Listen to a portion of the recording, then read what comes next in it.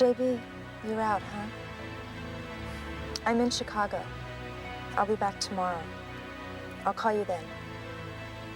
JB, I love you.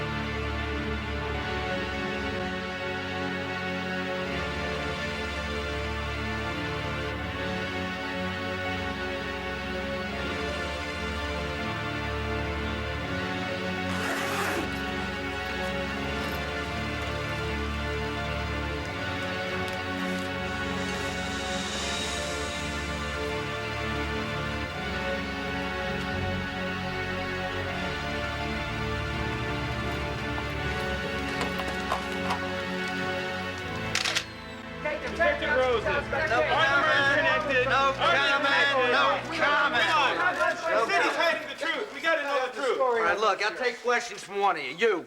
The story says that the presumed murder weapon used on Angie Hart was found in Catherine White's bag. Yeah, that's right.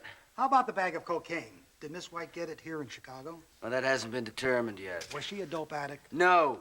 How was Miss White related to Angie? Ain't no idea. I'd like to know the answer to that myself. Did Miss White kill Angie? That hasn't been determined.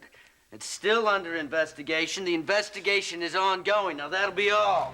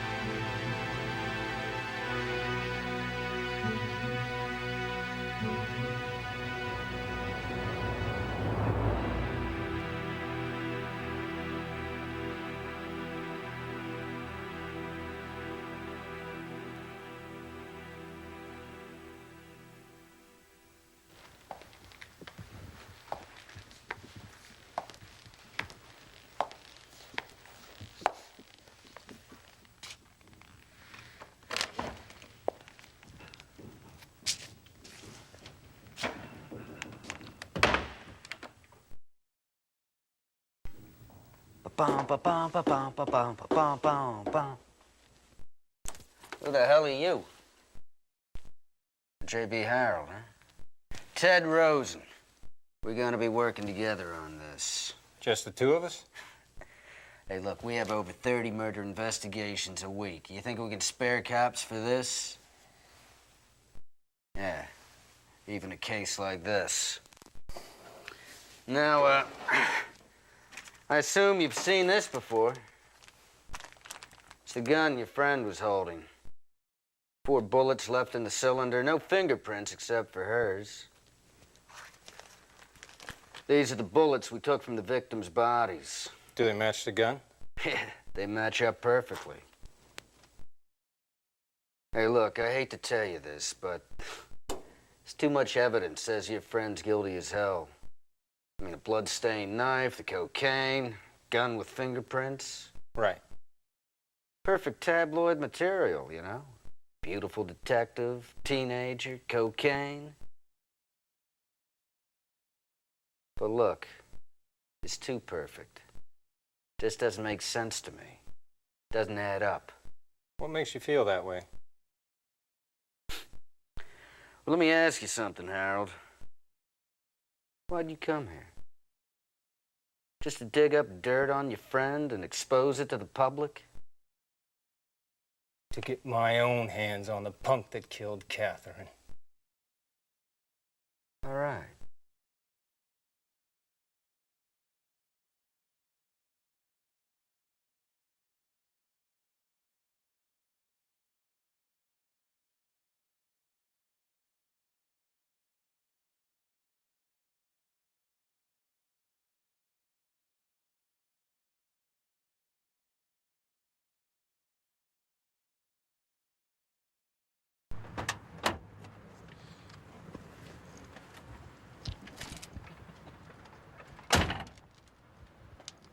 Your hotel's right up there, you see it?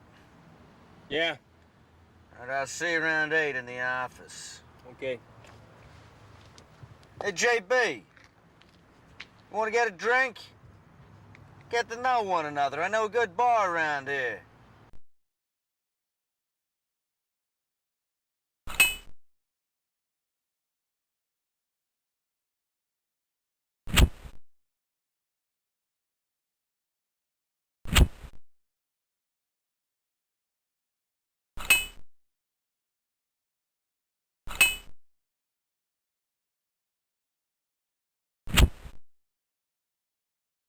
Okay, let's get a shot. There you go. All right, the bar again's right down there. Let's have a drink to close in this case.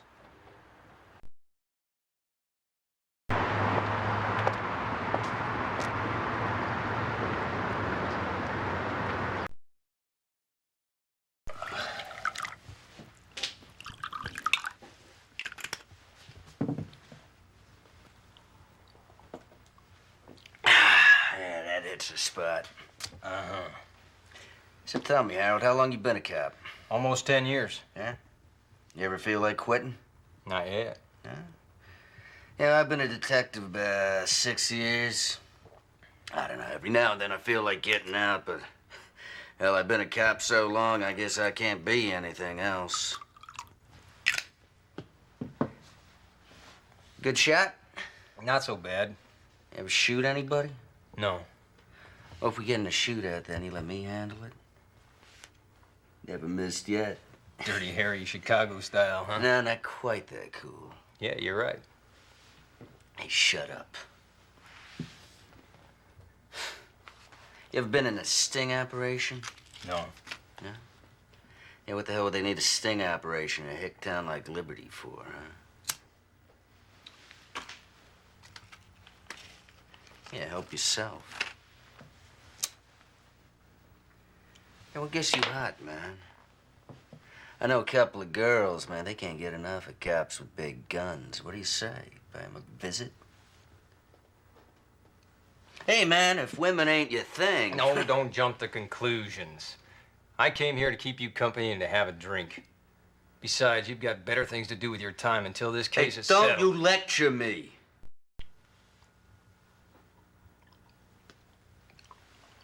Some kind of drinker there. It's the only thing I can show off. Uh-huh. I gotta go. Where you going now? Hey, come on, don't be such a punk. Tell you what, man. You think you're a drinker? I could drink anybody under the table. Why don't we make a little bet, huh? See who the real man is? Hey, you win. You can run the investigation any way you want. How's that?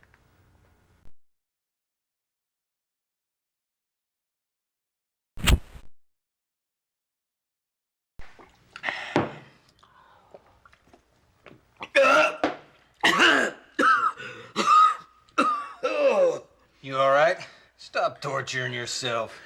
Get out of here. Don't drink like that. Just want to pass out drunk as a skunk. It's a waste. Oh.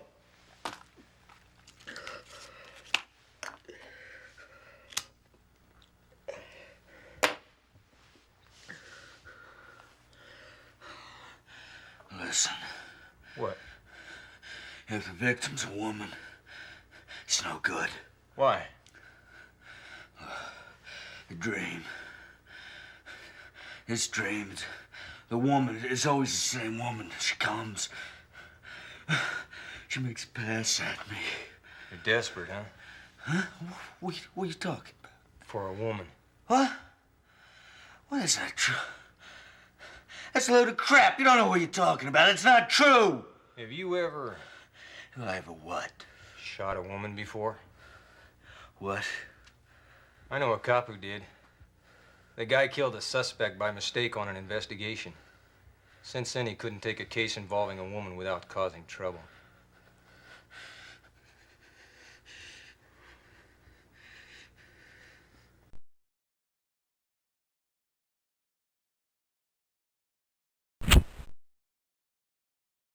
Three years ago, I was on narcotics division before homicide.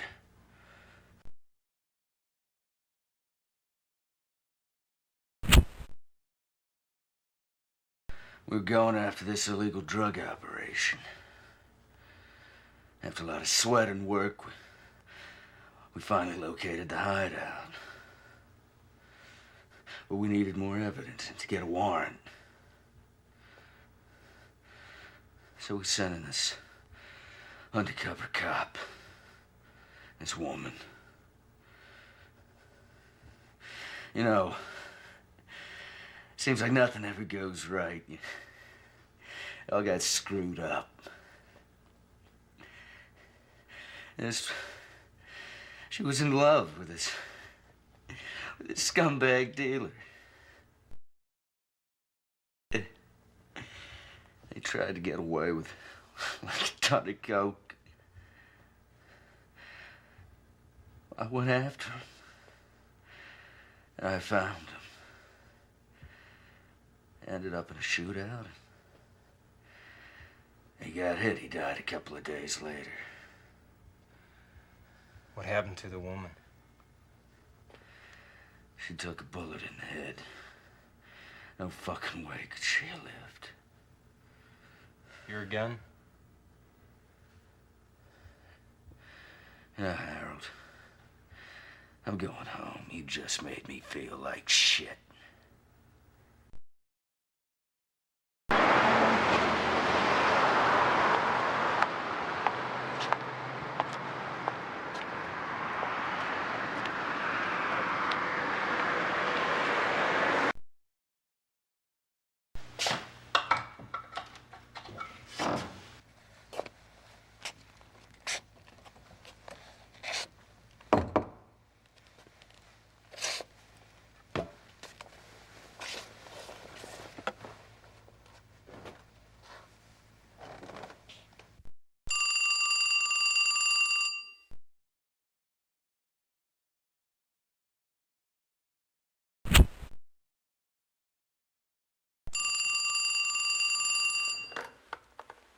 Hello.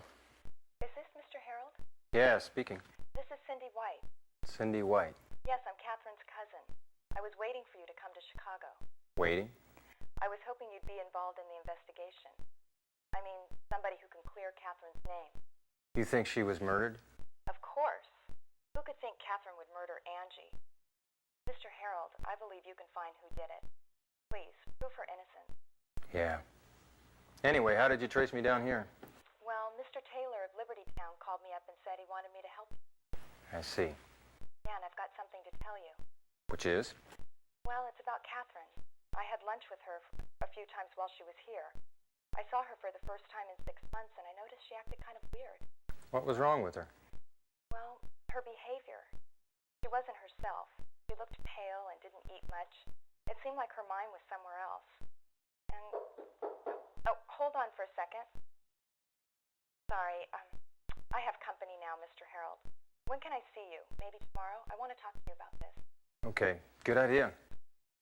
Then could you come by my clinic in River North? I'll be there around 4. Okay, I'll see you then. Great. I'll see you. Bye.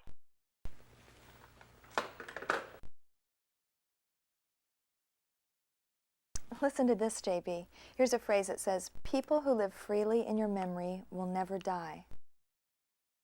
Tell me, darling, will you let me live in your mind, even if my job kills me someday?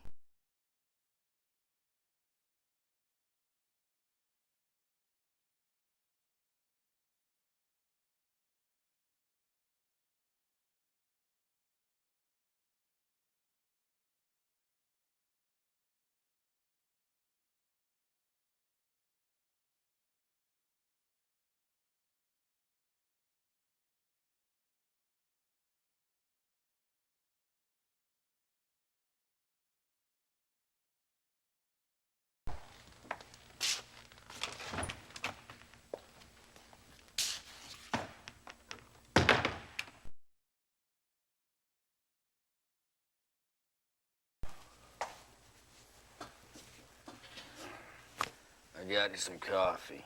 Thank you. Oh, God. My head hurts like hell. Uh-huh. Hey, look, Harold, Don't call me Harold. Everybody calls me JB. All right, JB. Look, I'm a man of my word, all right? You can run the investigation any way you want. Just tell me what to do.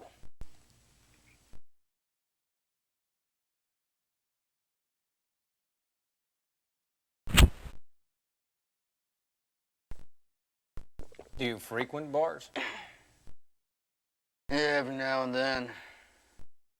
Last night I had too much to drink. What'd we talk about? You don't remember anything?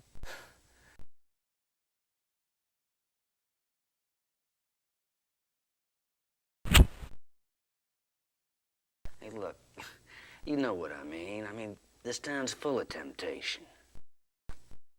So she figures she's a woman alone in Chicago. Nobody knows her. Doesn't matter what people think of her, so she can do whatever she wants. But a cop's salary's peanuts if you want to live in the fast lane. That's why she got into coke, you mean? Oh, yeah. Every cop knows that's the fastest way to make bucks, but it can backfire on you. The dealers found her out and must have put a hit on her. Angie, hey, she was expendable, so she got used as bait. You got any proof? No proof.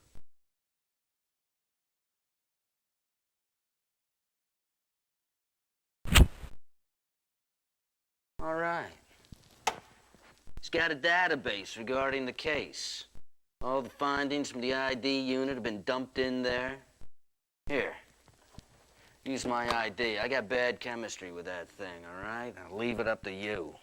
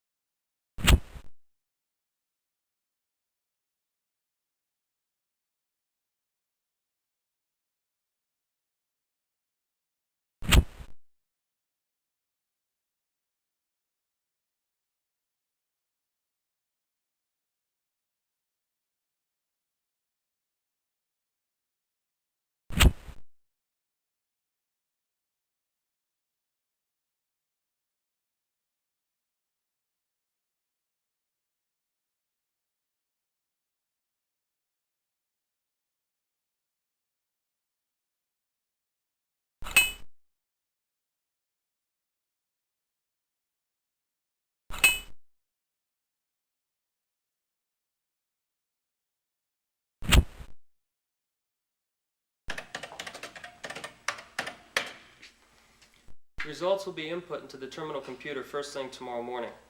You can look at your computer for the data.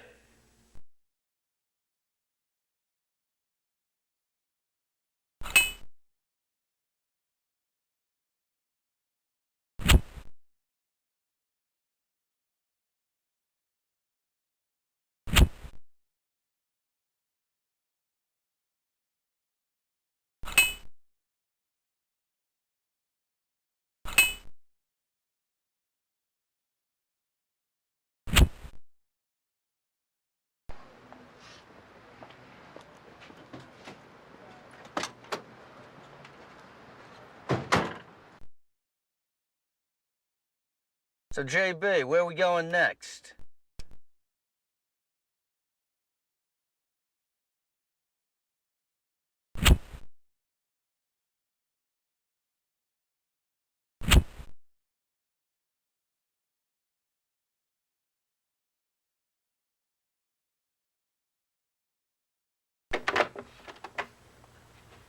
Hello, Mr. Rosa.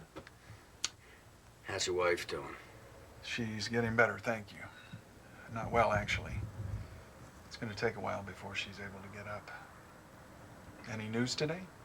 Well, I brought a new detective who's joined the investigation. Really? J.B. Harold, Liberty Town Police Department. Liberty Town. Catherine White was a fellow detective there. Look, can we talk inside? Yeah, sure. Come on in.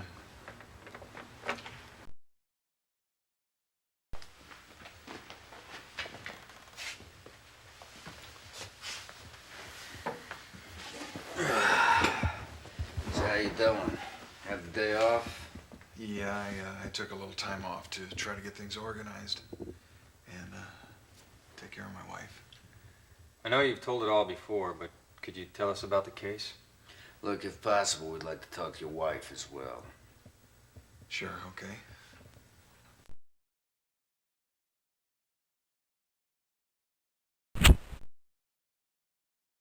Could you tell us where you were on the night Angie was killed? Yeah, I was pretty busy that day. I must have been in the office till after 10.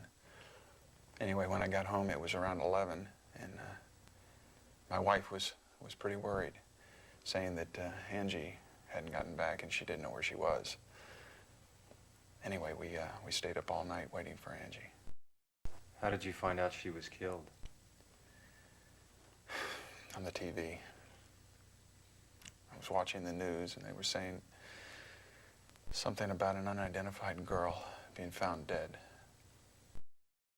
So I called the police.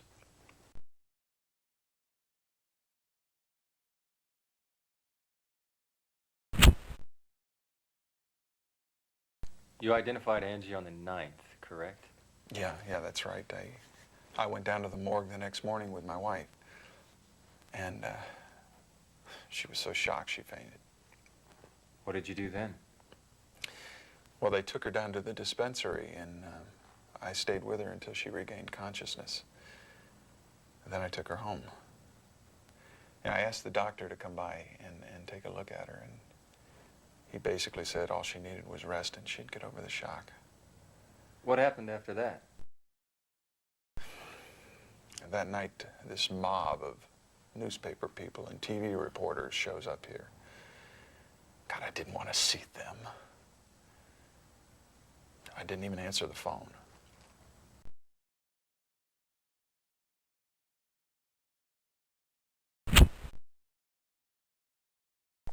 Where are you from, Mr. Hart?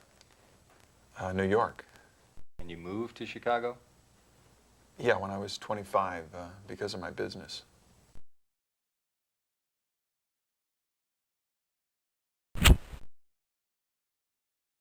Had Angie ever stayed out without telling you before? No, not even once. Do you have any idea where she was? No. Did you notice any changes or anything different with Angie lately? Not as far as I could see. Angie was a nice, gentle daughter. I just can't imagine how she got involved in something like this. Mr. Hart, I'm terribly sorry for the loss of your daughter, but this was no accident. After Angie left your house, she changed her clothes and went somewhere. Is there any chance she was involved with something you didn't know about? Are you saying that my daughter was hiding something from us? You can't deny the possibility.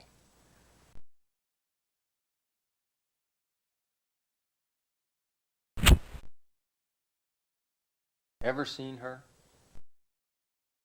No, I've never met her before. She's Catherine White. Well, can we stop now? I suppose you want to see Melanie, too. Where's your wife now? She's in bed upstairs. I'll take you.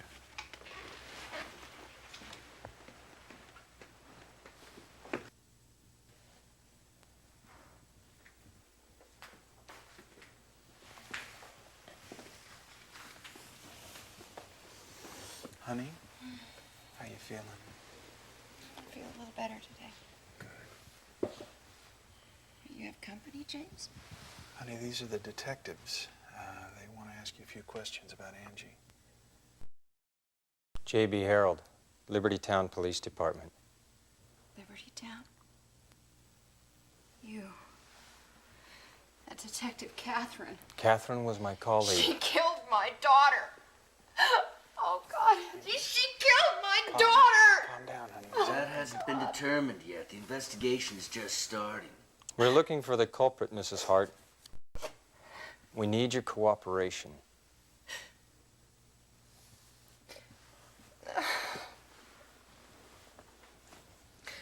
Okay.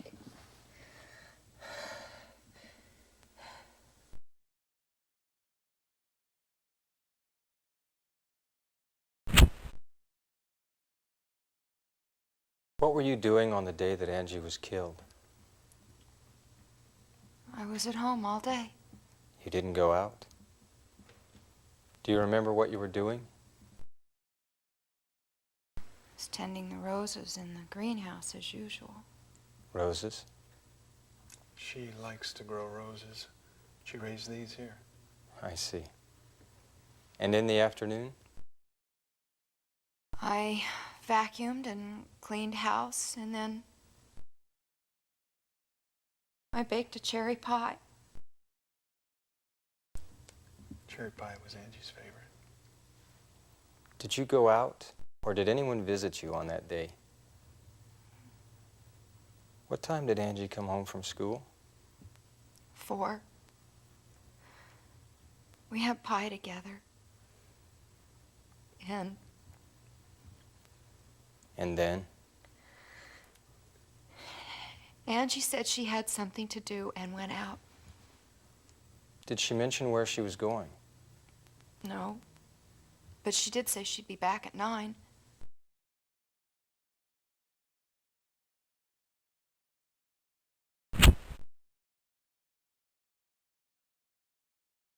Have you ever seen her before? I've never met her before.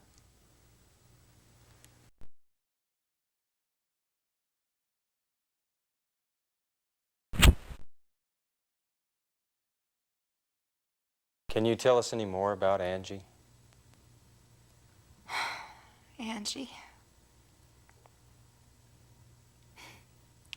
Apparently, I knew nothing at all about her. Nothing at all.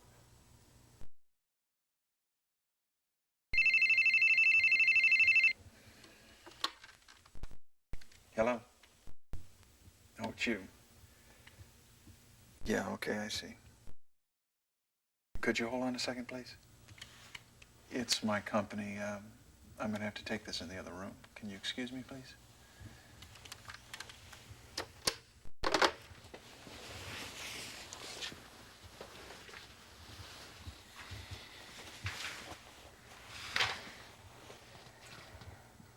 Mrs. Hart, is there anything you can tell us that might help us? Anything, even a small thing, might be important. I've left Angie's room untouched since that day. Maybe you'll find something in there. Look, JB, I'll stay here with Mrs. Hart. You go check out Angie's room.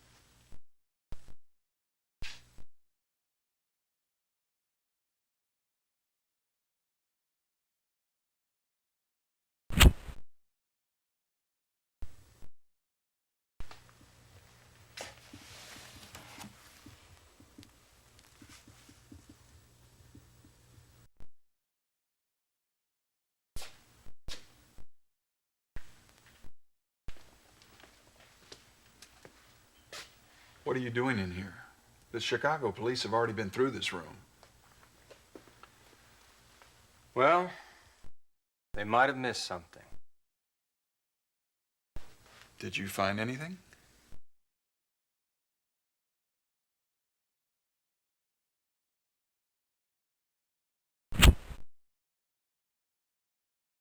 Looks like Angie was well read. Yeah, she took after her mother that way. She wasn't a very outgoing kind of person.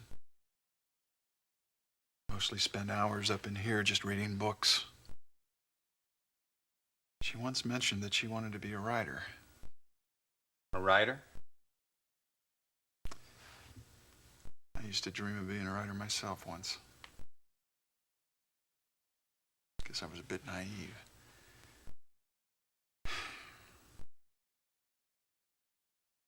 Hart, come here. Your wife's having some kind of fit. Oh, God.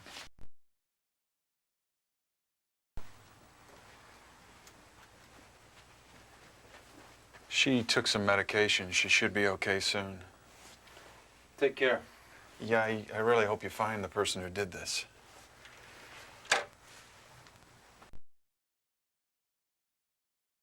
Those folks are hiding something, don't you think? Hey, look. I hear the woman next door is this big gossip. It seems she's the main source of news for the newspaper folk.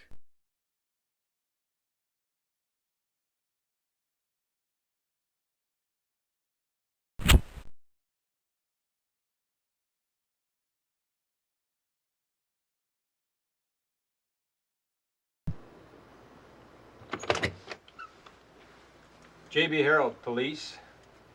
We'd like to ask you a few questions. I suppose this is regarding Angie.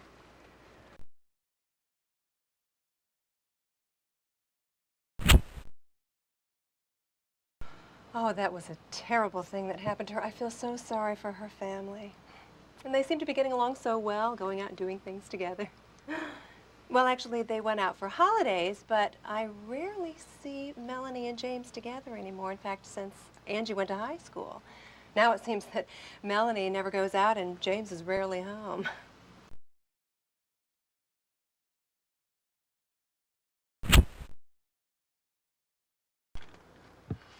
Oh, I've seen her. When was that? Well, it was in the afternoon, I think last Monday. Yeah, she was asking directions around the neighborhood. She showed me the Hart's address.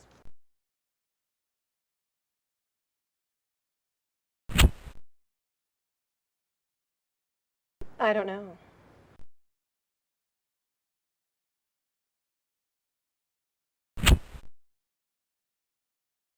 Well, that reminds me of something, Mr. Harold. What's that? About Angie. She used to go out every Monday and every Friday. I'm wondering if this is giving you any clues.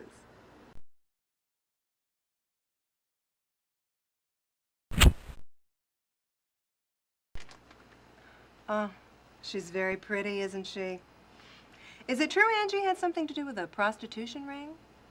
Or maybe that's just nothing but gossip.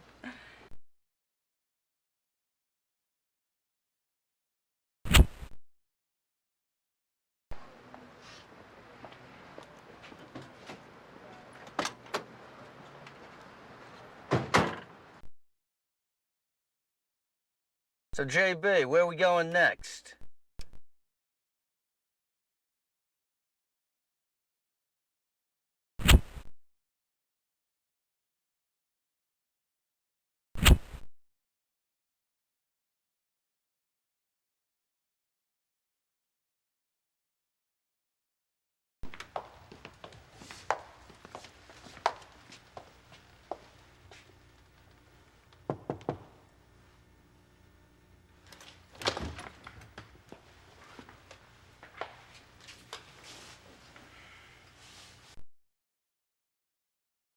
Hello, I'm Mary Sayer, Angie's teacher.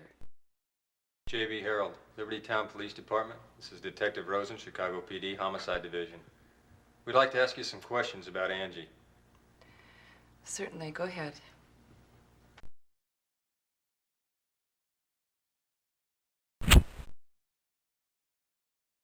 She never missed class and was a very good student. She used to do well, but I was concerned about how her grades had dropped off recently.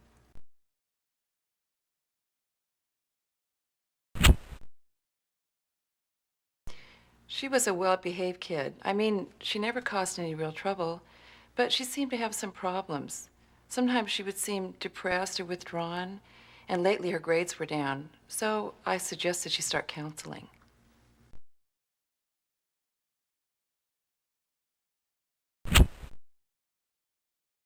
Mr. Rivers was in charge of counseling. You might want to see him for details.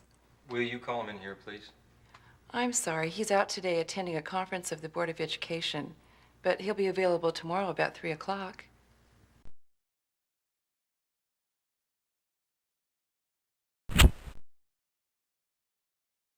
I don't know.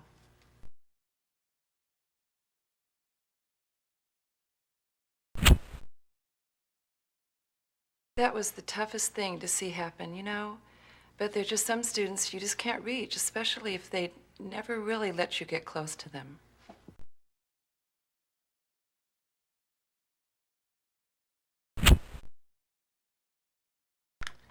I don't know her.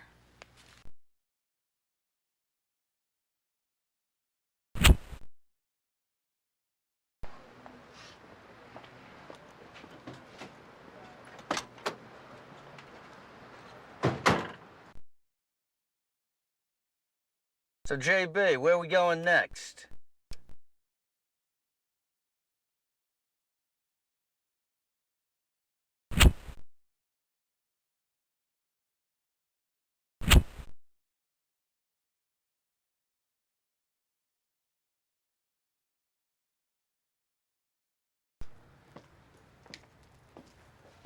What can I get you guys? Police. Oh, so you ain't buying, huh? Can we ask you some questions?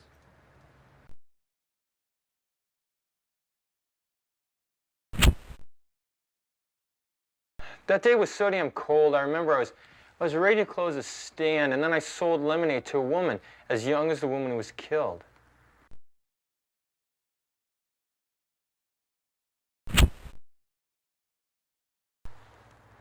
I closed the stand early.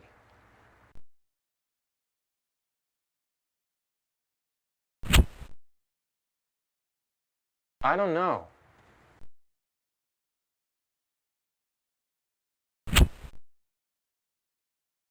I don't know.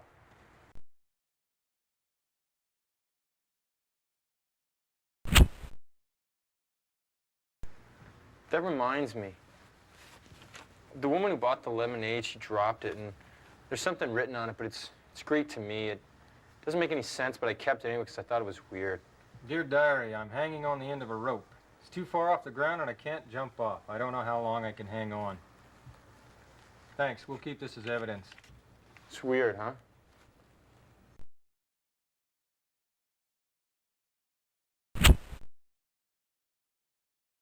I think she was the one that bought the lemonade.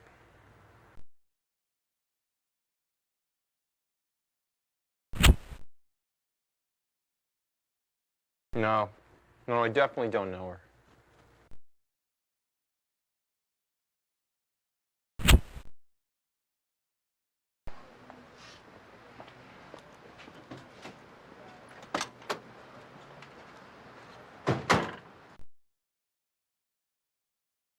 So, JB, where are we going next?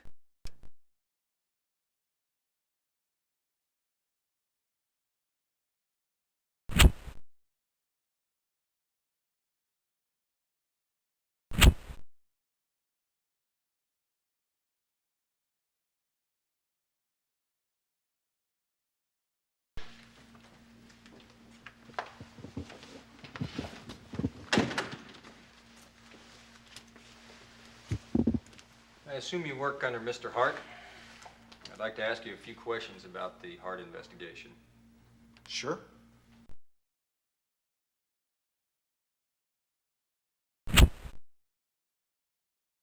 I understand you were working late with Mr. Hart on the 8th. Is that correct? Yes, it was around 10 when we left. Did Mr. Hart stay with you the entire time? Yes, James didn't leave all day. Except for once. He got a phone call, and then he left for about 3 hours in the afternoon.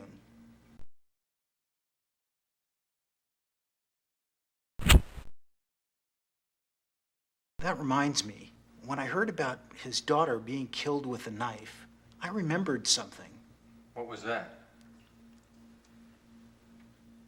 James used to collect knives.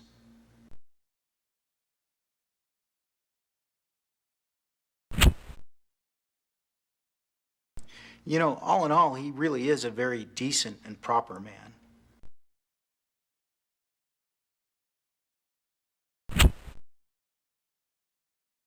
I don't know.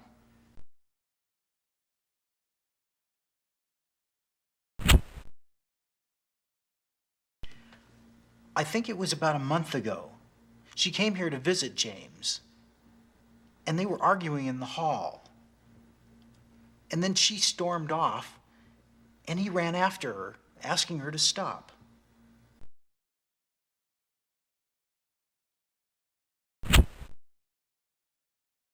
Yeah, I remember. I met her before. When and where? She came here to visit James last Monday afternoon, and he wasn't here, so she said she'd come back.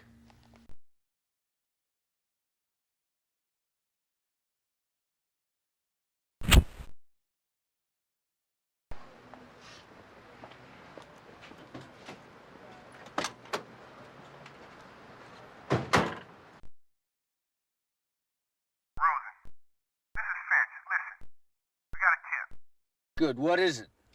There's reports Angie was seen earlier on the day she was killed. Really? Yeah, some guy saw Angie on Michigan Avenue around 5 p.m. on the 8th. She was in a white Ferrari. Bryce Rich Jr., the president of BR Company, was driving the car. The source was unidentified. Why don't you go check it out, okay?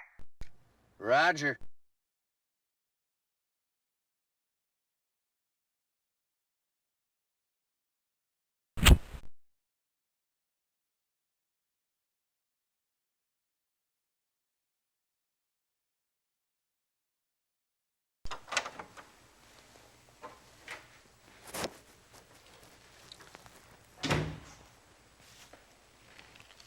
We'd like to see Mr. Rich.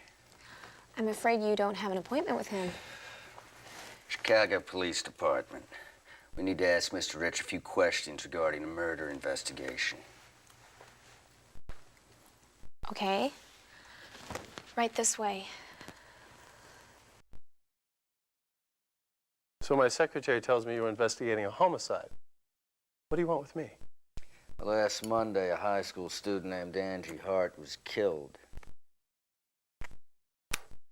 Yes, I read about that. Well, she was reportedly seen in your car that afternoon, Mr. Rich. That's ridiculous. I don't know what you're talking about.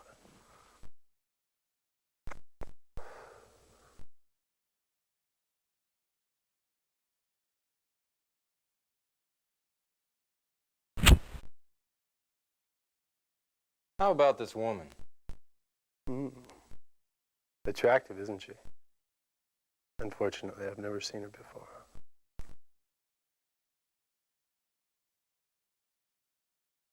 Are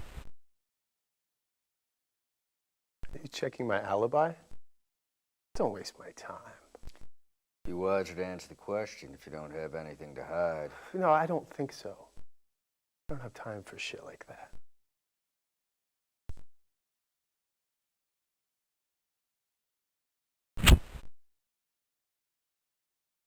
I don't remember.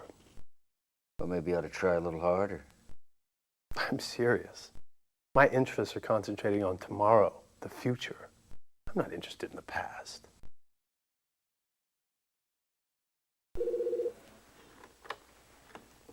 Yes. I see. All right, I'll be right there. If you gentlemen will excuse me, I'll be right back.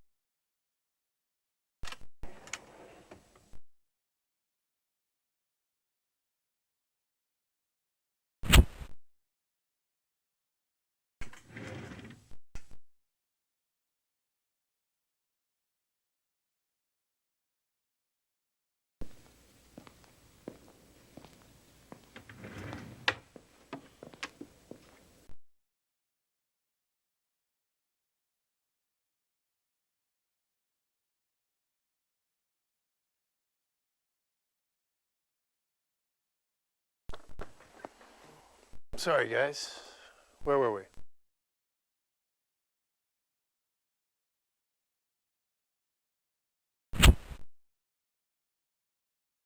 Where's your car parked? It's in the garage being repaired. What happened to it? Well, I messed up in the parking lot. Got a little dent on it.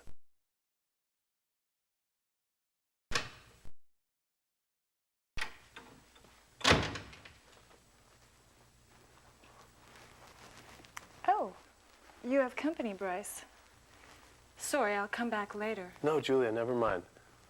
They won't be staying long. This is our image model, Julia Fortis. Nice to meet you.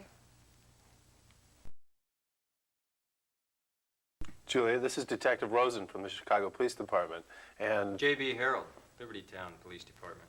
Police? Oh, Bryce, you're not going to design uniforms for the police now, are you? We didn't come here for uniforms, miss. We're investigating a homicide case. We need to know what your boss was doing on the 8th. The 8th? Oh, I was with him on that day. Lucky guy.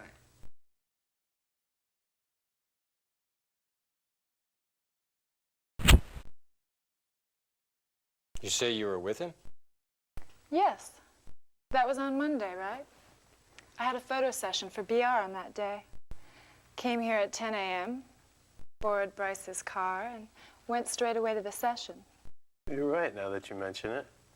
Bryce, you always forget things so easily. It's not very good for you. Bryce came to the shoot in the afternoon. Julia wore the blue and gold outfit. It symbolizes this year's new concept. It was inspiring. Where did the session take place? It's close to Buckingham Fountain. We finished shooting around 5 p.m. and Bryce stayed till it was over. Can anyone prove it? All the staff can. You can contact my agent, Beauty Vogue. Here's the address.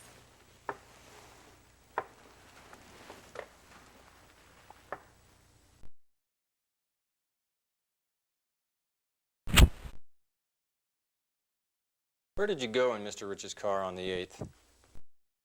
He came to the session in the afternoon, and then we went out together later. What were you wearing? Do you remember?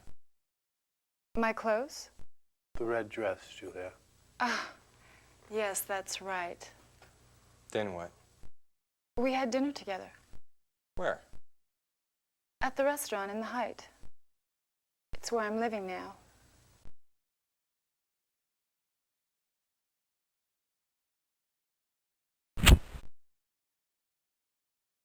I don't think I've met her before.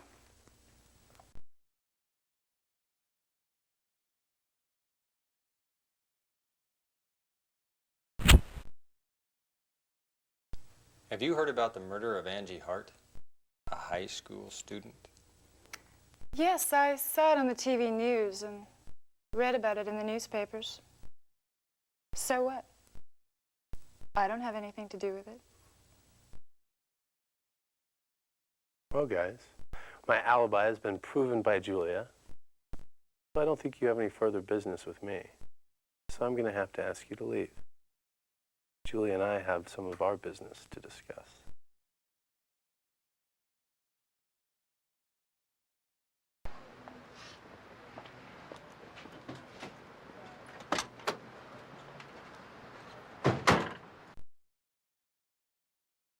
Those guys are full of shit. So, JB, where are we going next?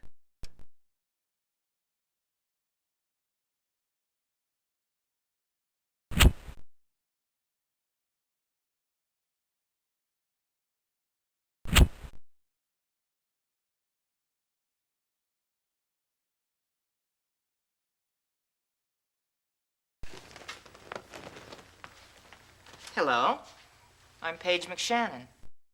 Have a seat.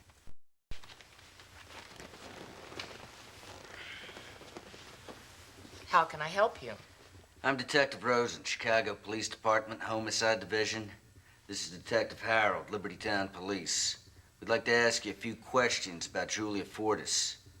We're investigating the murder of a high school student, Angie Hart. Angie Hart. I see. And how is Julia related to this?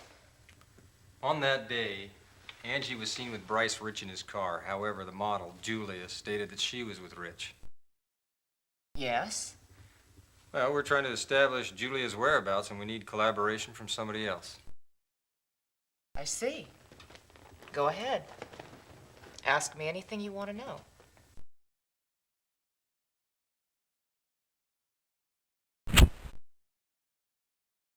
What was Julia's schedule on the 8th? Do you remember?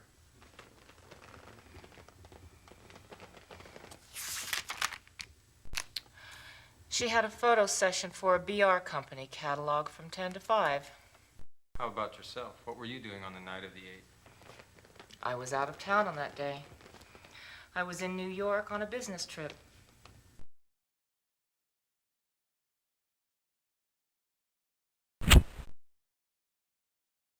Came back here straight from the airport that evening and had a meeting with Julia.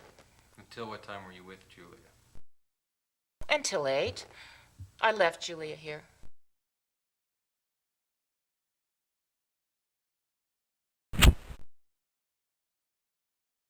You seem to do a lot of business with the BR company. Have you known Bryce Rich a long time? Of course I have. He's wonderful. Bryce's designs are incredibly beautiful. And he's very sharp in business. Basically, he's a very good client.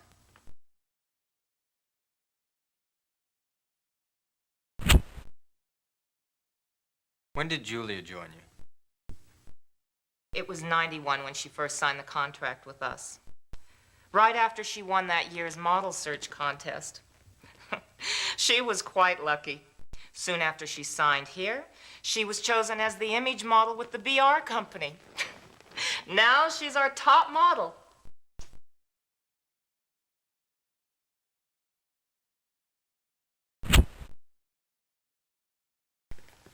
Detectives, I want to cooperate fully with your investigation.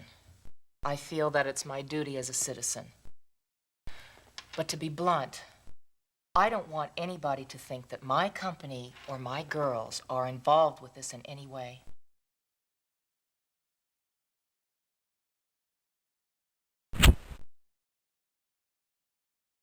I don't think I know her.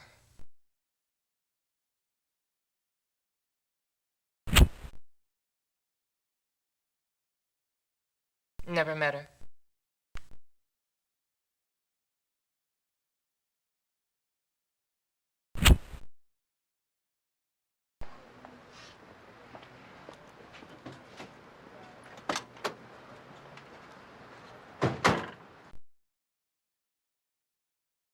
So, JB, where are we going next?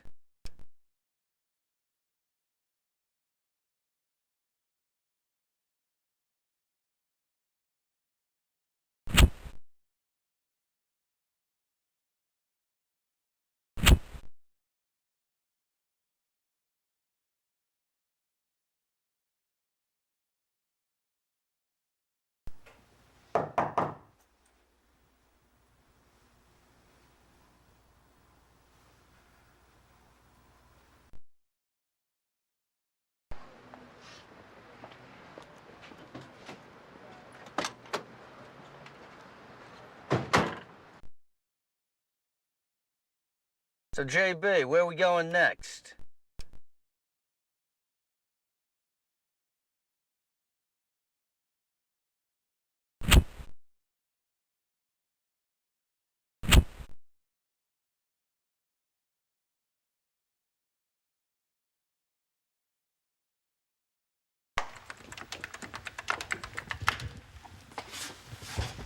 Hi, you must be J.B. Harold. Thanks for coming down here. Cindy White. Good to meet you. Hey, how you doing? You're looking good as ever.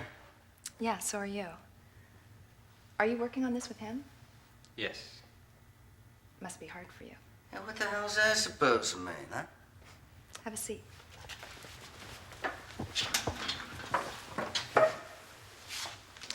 I've heard so much about you from Catherine. It seems like you're the perfect image of her description. Are you seeing patients here? Yes, but I've been working on a monograph, and I haven't seen as many patients lately. I see. What's the theme of the report? Psychology of crime. Hey, that's pretty wild.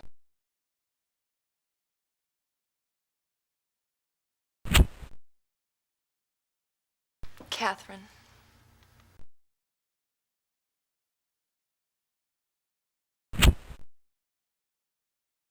Did you see Catherine on the day Angie was killed? Yes. We had lunch together. I left her around 2. Catherine said she was going to be going back home the following day. Where did she go after that? I don't know. How about you? Where did you go? I came back here to write my report. I was here until late. Would you like a cup of coffee or tea? No, thank you. What I really want is to hear what you began to mention on the phone. It's, Hey, look, JB, you want me to leave you guys alone? It's no problem.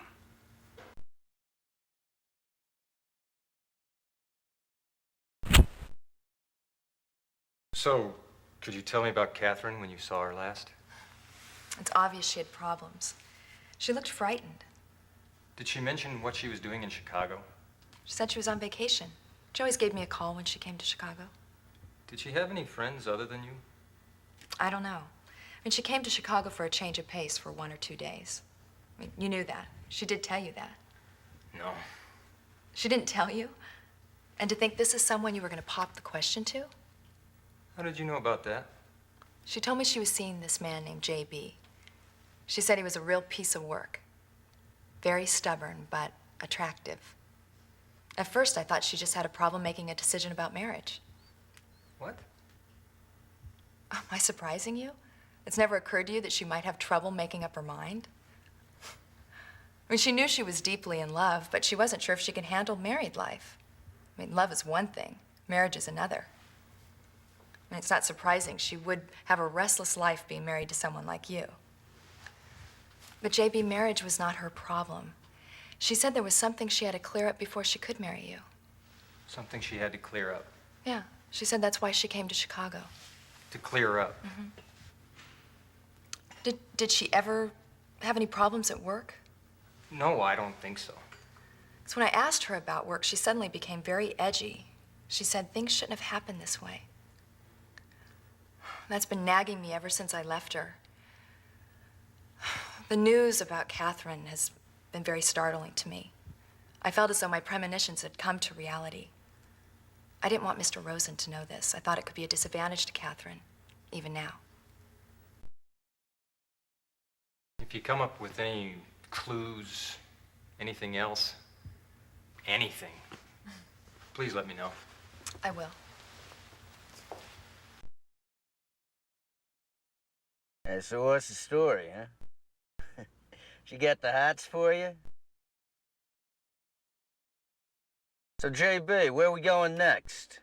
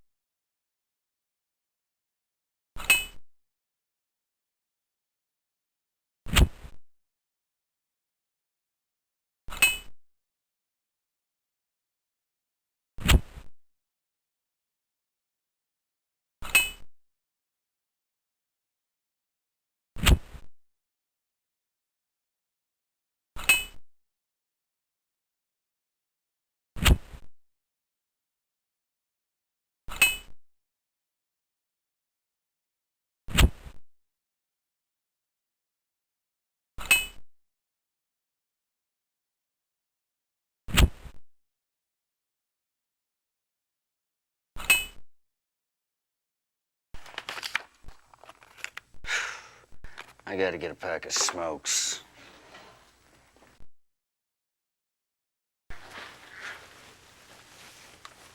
Hi, Ted around? Went out to get cigarettes. Back in a minute. Aren't you that Mr. Harold of Liberty Town? Yep.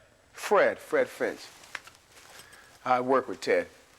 You can sort of say he's the one who got me started in this. Well, gotta go. Talk to you later. Oh, by the way, how you getting along with Ted?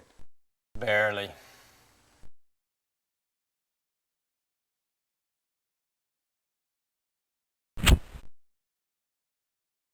Yeah, I heard about that.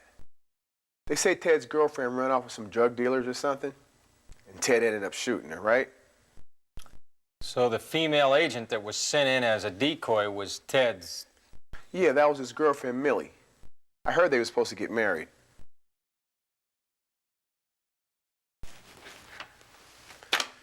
Hey, Mr. Harold, take care of Ted for me, will you?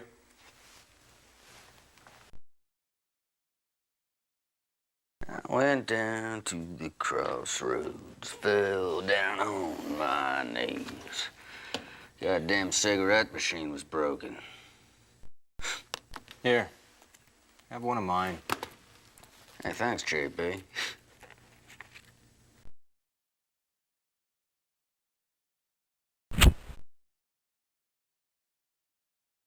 Angie's parents, James and Melanie, identified the body on the 9th. Melanie fainted at the morgue. There was a rose found by the body. What a cocky thing to do.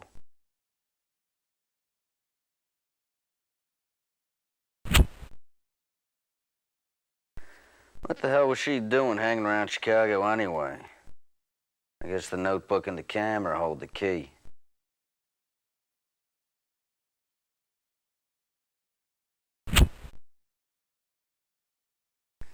It's obvious Rich and that model Julie are lying. Yeah. Hey, what's this? Finch came and left it a while ago. Fred did, huh? Yeah. What's it about? It's a report on Bryce Rich's tax dodge. Seems he's been investigated 3 times, but never prosecuted. He's gonna be awfully difficult to deal with. We need more evidence. I'll get Fred to check his background. Hey, what are we gonna do now? I suggest we split up. Okay, whatever you want. God, I'm tired. It's been a long day. I need a drink. Yeah, well. Hey, you call me if you need anything. All right. Take it easy. Taylor called a little while ago. Said he'll try to catch up with you at your hotel around 11. So you better try and be there. Got it.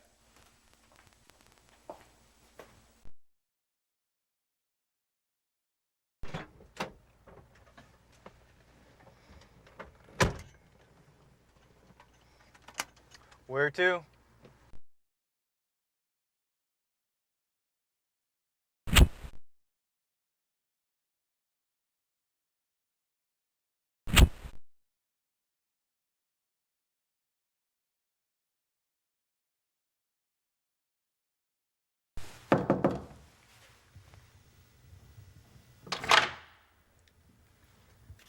Sorry for bothering you so late, but I need to speak with you. Okay.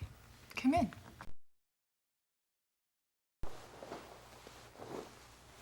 Please, sit.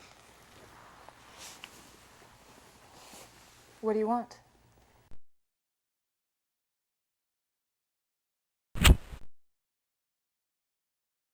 I don't know.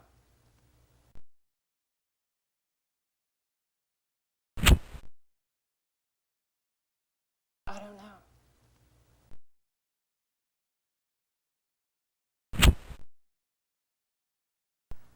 I know you lied when you told us Bryce's alibi today. 2 people have been killed. I want you to explain why you lied. Well, Bryce asked me to. Go on. What I said was mostly true. I had borrowed his car, and we did have dinner together that day. I just wasn't with him between 5 to 8. I don't know what he was doing during the hours.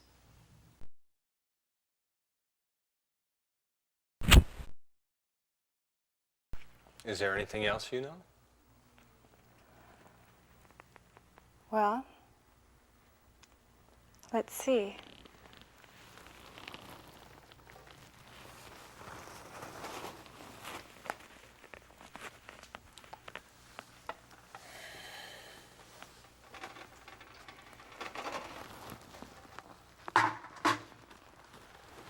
Would you have some brandy? No, thank you. Okay.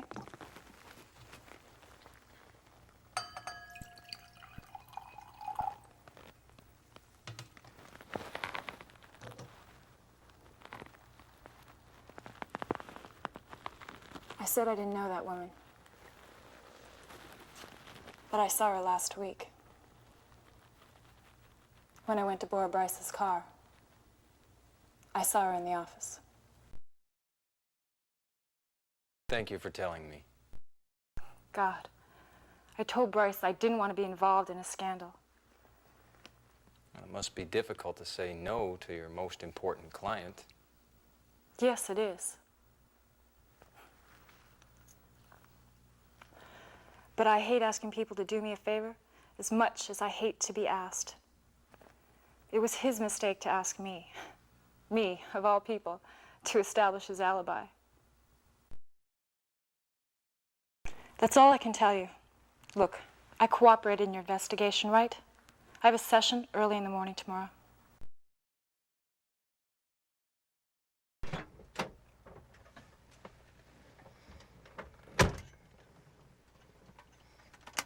Where to?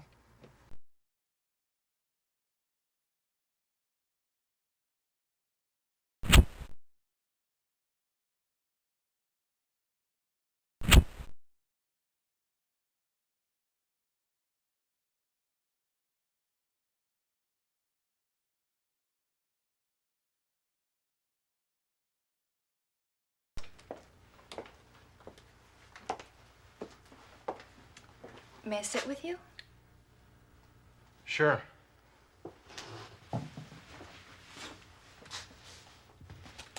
You alone? Yes. I saw you going into this bar.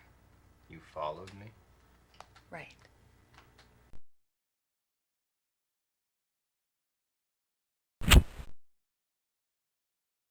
Have you ever been here before? Yes, a long time ago. Just one time with my ex-husband. This place reminds me of something.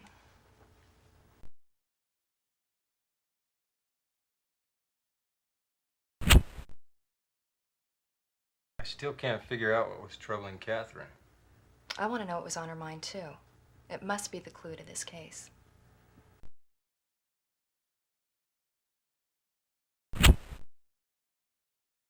Speaking of Catherine, I remembered something. Catherine was really engrossed in this article.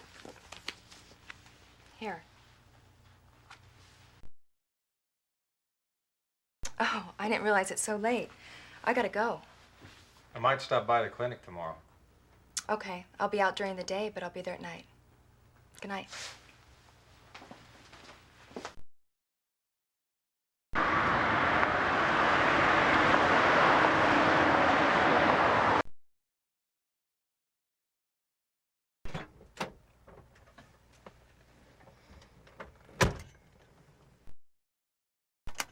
Where to?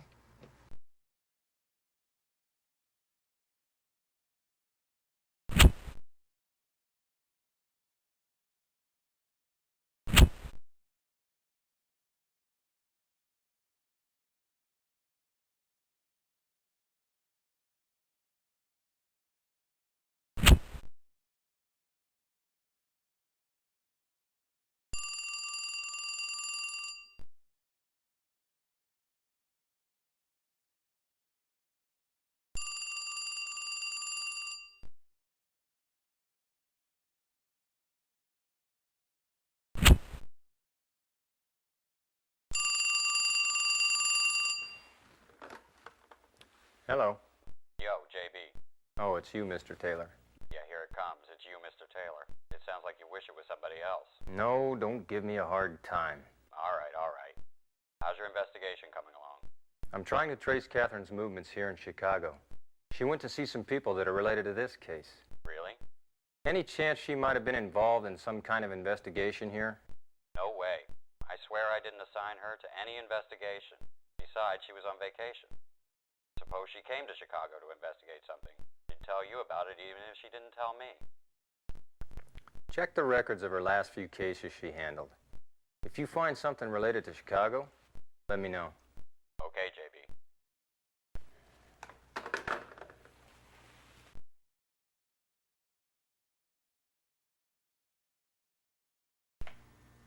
Look, JB, What? I'm going to Chicago. Chicago? I need some time to think things over by myself. I won't be away long. Don't worry, honey. Before I go, I need you to promise me something. Don't drink too much while I'm gone, okay?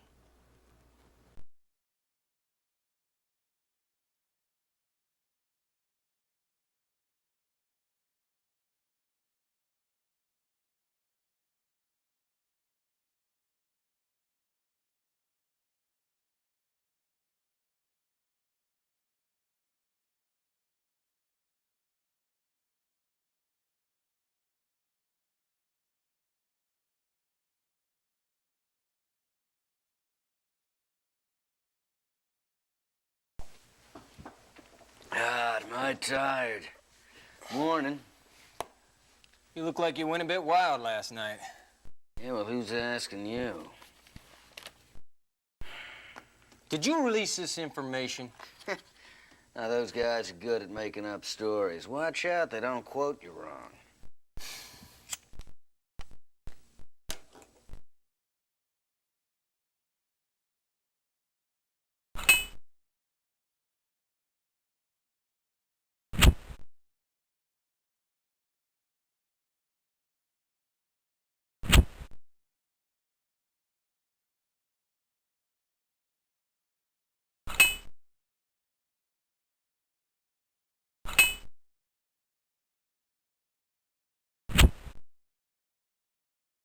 I asked her about Rich's alibi on the 8th again. What'd she say? She said she wasn't with Rich from 5 p.m. to 8 p.m. Now, that's odd. She'd change a story like that without it being sweated out of her. She told me Rich asked her to lie. She also said she saw Catherine in his office on the morning of the 8th. I see. You don't trust her, do you? Now, you can't trust a bitch like that. Change his story so quick.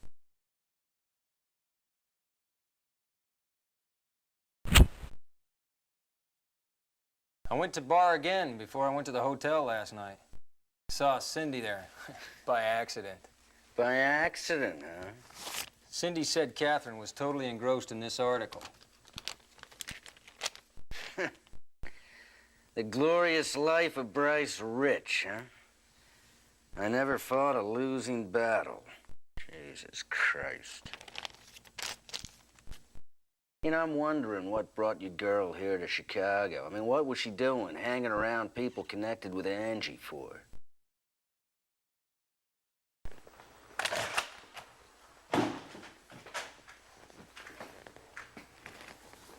Yo, pal, you better have a damn good reason for busting in here like this. So you the dicks handling the Angie Hart case, or what? Come on, fess up. Sounds like he's looking for us. What do you want? You the fucking losers? Detectives, Ted Rosen, J.B. Harold. Now, if you want an interview or some goddamn pictures, you better talk to our boss. Man, hold up. I didn't come down here to take any fucking pictures, all right? I don't waste my film on dicks like you anyhow. That's who are you, asshole?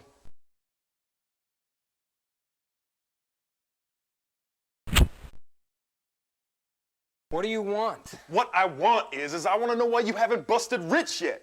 I tipped y'all so you could take him down. What's up? Are you the one who reported seeing Angie in Rich's car? Yeah, that's right. So what you gonna do?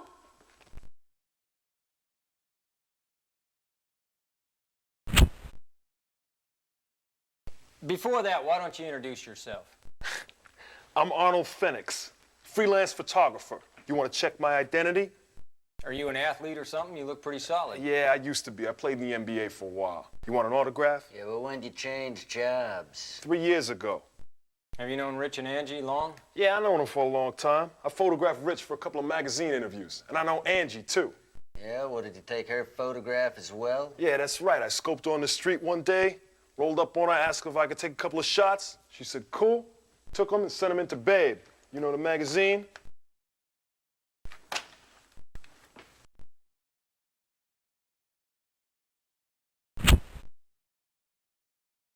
What's Babe? Babe, you know, it's a trashy magazine. A lot of photos of fine females in it. Guys write in and get the profiles and the models they got a hard on for. It's like a younger version of Playmate, right? Exactly. When did Angie's photograph appear in this magazine? Last month. Did she get a lot of letters from readers? Hell yeah, man. She was fun. I heard she was the most popular model ever.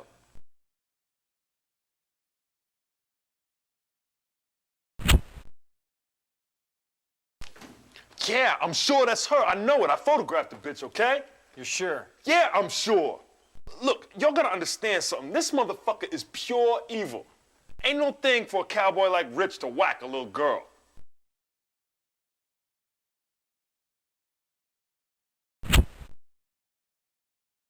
Oh yeah, Catherine White?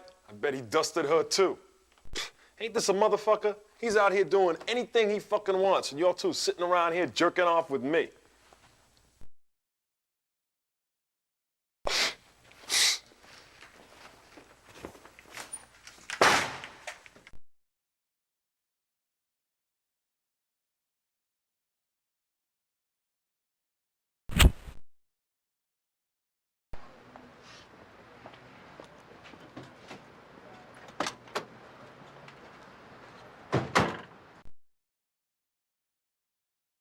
So, JB, where are we going next?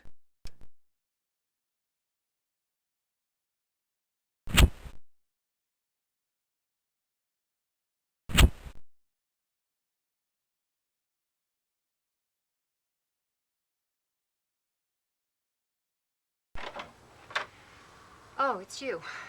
Look, sorry to bother you, but could we ask you a few more questions? How are you feeling? Better. I'm okay. Come in. How's the investigation proceeding? Have you got any clues?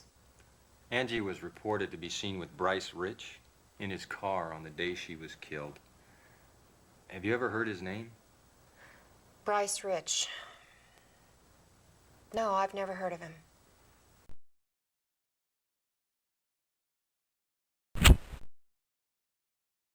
Is Mr. Hart out now? He's doing some shopping. Should be back soon.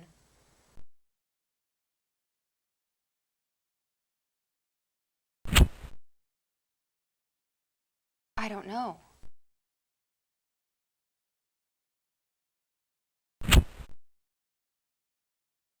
I don't know.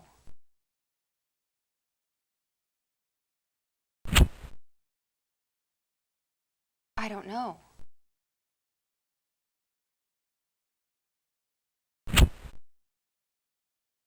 According to Angie's teacher, Angie's grades were down lately and she seemed to be having some problems. I'm wondering if you had noticed anything unusual with her. If you have something on your mind, please tell us, Mrs. Hart. Here. Angie gave this to me for my birthday about 2 weeks ago. If that's a natural stone, I'd say that's a bit too expensive for a high school student to buy. Yes, I thought so too. I asked Angie how she could buy such an expensive ring, but Angie got mad at me, saying I should have at least have appreciated it. She wouldn't say how she got it. Do you mind if we take this ring back to the station and have it checked? No, go ahead. I haven't mentioned this to my husband, so please keep it secret. Oh, you guys are here. Melanie, are you okay? Yes, I'm all right, dear. Any progress? They say Angie was seen in the car of a man named Bryce Rich. Then this man killed Angie. We don't know yet. It's one possibility.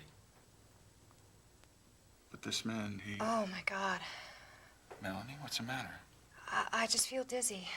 Okay, don't move, okay? You need to lie down. Look, she hasn't recovered yet. Could you guys please leave?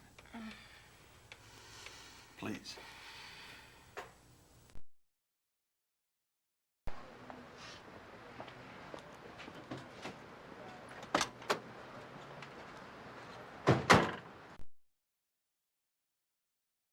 So, JB, where are we going next?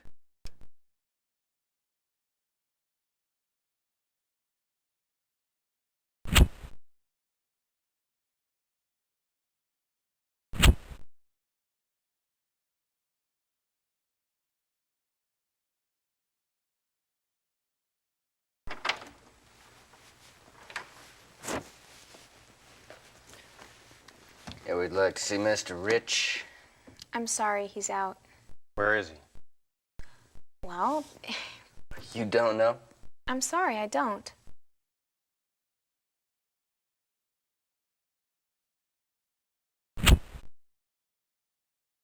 We're investigating the murder of a high school student. Can you check his schedule for the 8th? I'm sorry, I can't. What do you mean you can't? You're a secretary, aren't you? You're supposed to know those things. I don't know. I just started here yesterday. What happened to the former secretary? I heard she quit. Anyway, I never met her.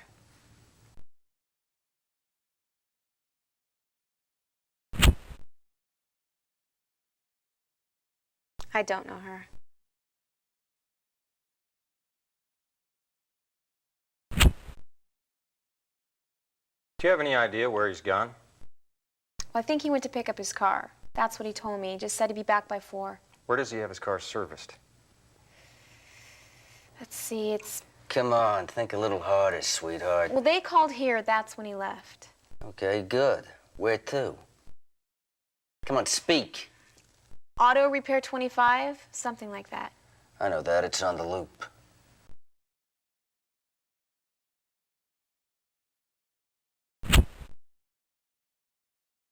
I don't know.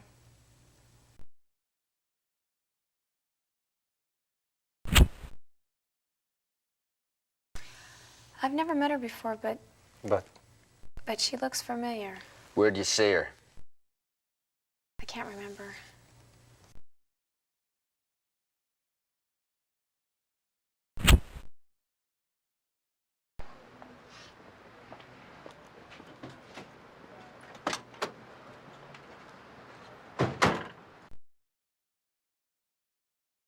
So, JB, where are we going next?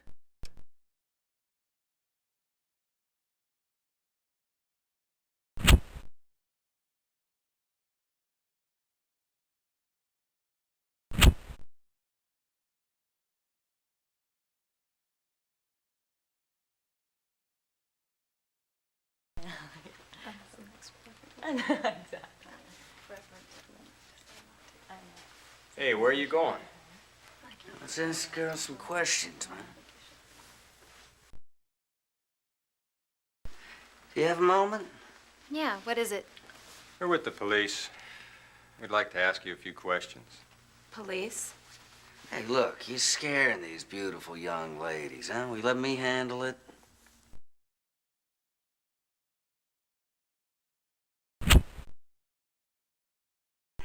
Hey, are either of you girls friends with Julia Fortis? I don't think we're friends. I mean, she is a lot older than us, and... She's done a lot of work. I mean, she's pretty much the big model in our agency. Hey, well, maybe she's the big model now, but you girls are tomorrow's stars, right? Well, we hope so. Hey, everybody's got a chance. Yeah, I guess you're right. I mean, if you consider the fact that Julia used to belong to a third-grade agency like Urban Models, I still think we have a good chance. Well, you telling me that she had to work to get where she is? She just didn't rise to stardom with a single click of the shutter? And that's right. She proved it even a centerfold pinup girl can become a big star, if she can get the chance to prove herself. Ain't that true? If you sell your soul to the devil to get what you want, like Julia has. I won't prostitute myself for any job.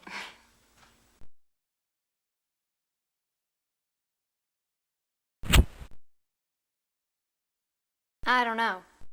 I don't know either.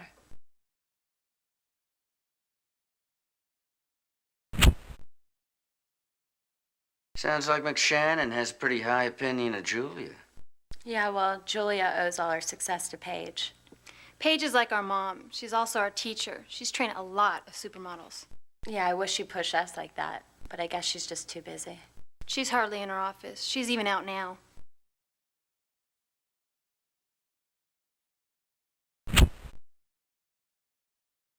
Have you ever heard anything about the president of the BR company? Oh, yeah, of course we have. He's famous and infamous. What do you mean? Well, he's generous when it comes to money, but he screws everything that moves. Rachel.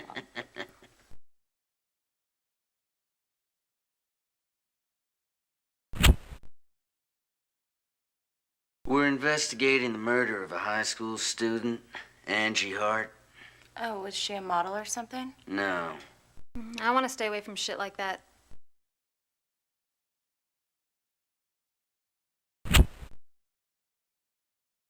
Well. Hey, isn't that the one Paige brought by here a while ago? Did you see her? I think so, but I'm not sure.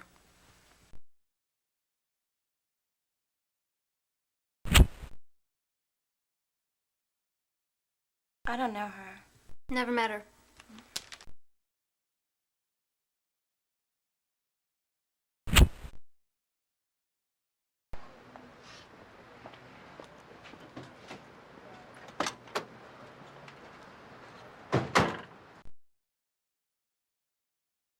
So, JB, where are we going next?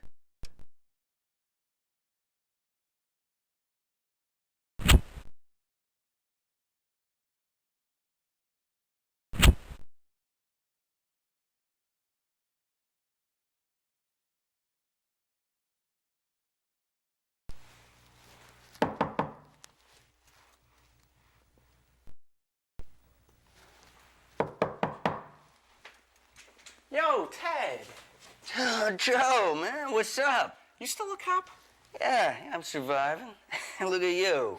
Never thought you'd sober up and get a job. Oh, shit, I'm a decent worker, you know, unlike you. Anyway, what's up today? Investigation? Yeah. Do you need my help?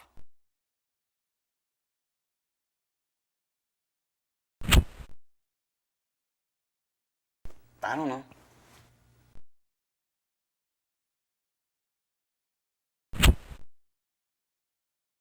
Yeah, do you know this model, Julia Fortis, who lives here? Sure do.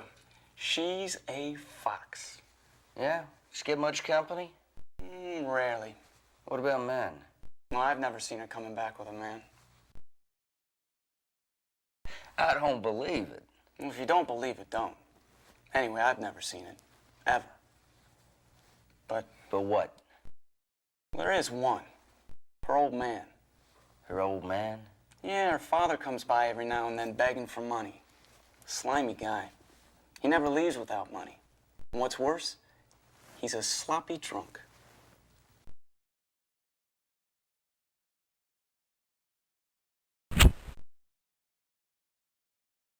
I don't know.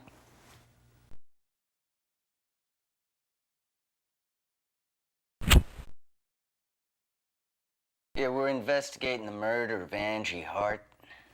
Yeah, read about that in the newspaper.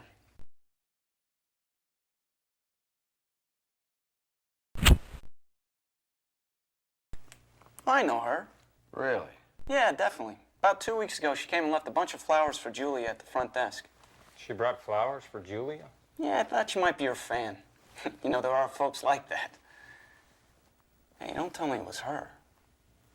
Really?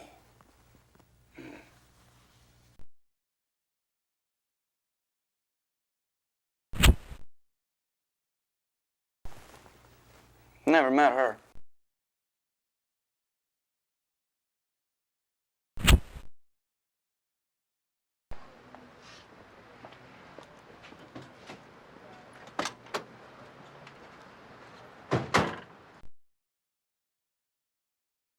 So, JB, where are we going next?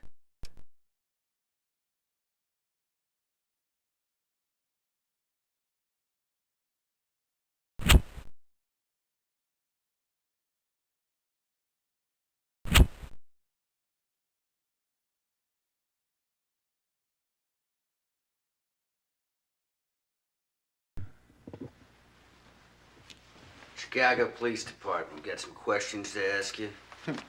Police? Gee, sounds scary. Go ahead, pull up a chair. We'd like you to tell us about Julia Fortis. We understand she was with this agency. Julia, huh?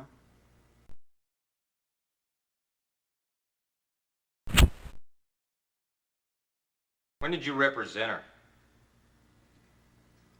It was about 4 years ago. And she was with me for 2 years. Who did she work for mostly? Mostly? Centerfolds, pinups, trashy magazines. You know, I never dreamed she would have been so successful. She was just damn lucky. Was she a model before she came to your agency? I'm not sure about that. I mean, she was with this slimy leech who was taking advantage of her. You know, she begged me for a job. I mean, she would do anything she could. If it paid the bucks, she'd go for it. Yeah, well, what happened to the slimy leech? He died. Died? Yeah. And you know, right after he died, luck just flew into her life.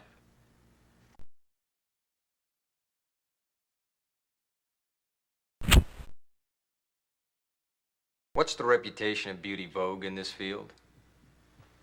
Paige? Well, she's one hell of a wheeler dealer.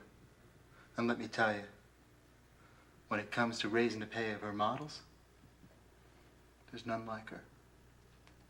Of course, she has the greatest models, and she charges the most for them, too.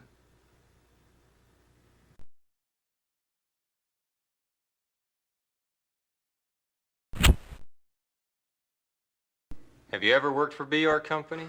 Of course not. I don't have a lot of big clients. You know, back then I tried to push Julia on them, but it didn't work.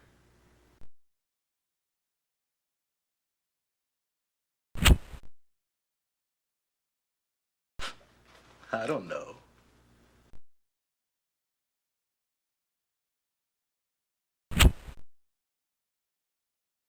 We are investigating the murder of a high school student named Angie Hart. Listen, I don't get involved in risky businesses. And I don't know anything about a murder, okay? There's no way.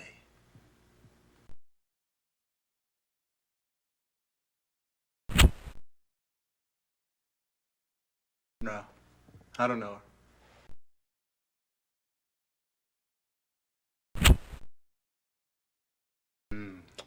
Yeah. Now, she's my type.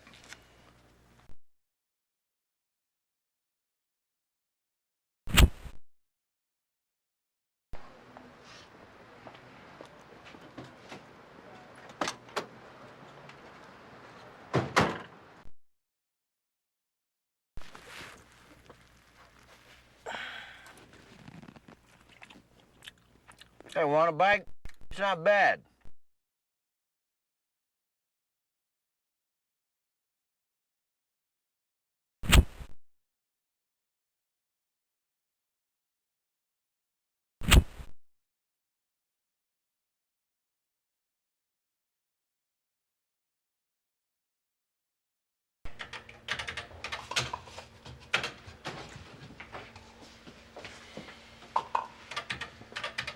Just a minute.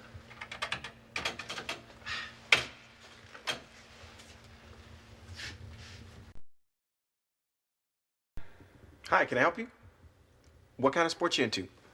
We got a wide variety of selections. We got baseball, football, basketball, wrestling, hockey. Oh, I should add, we're also into sumo. Sumo? Yeah. We're not buying anything. We're detectives. Is Arnold Phoenix around? Arnold, he's gone already.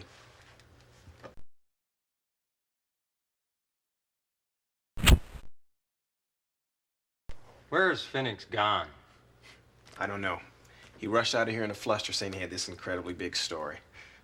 He exaggerates everything. But he did say he'd get in contact with you guys later.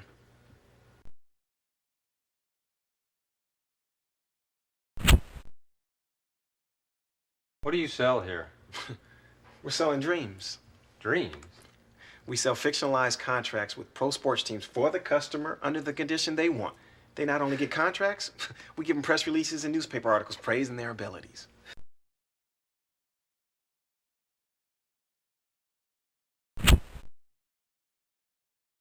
I don't know.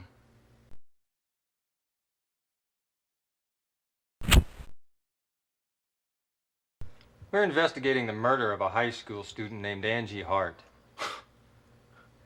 Hey guys, I don't want no problems with the police. Arnold's my buddy, but I don't want nothing risky.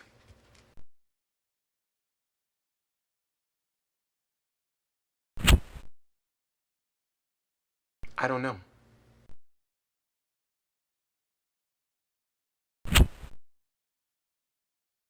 I don't know.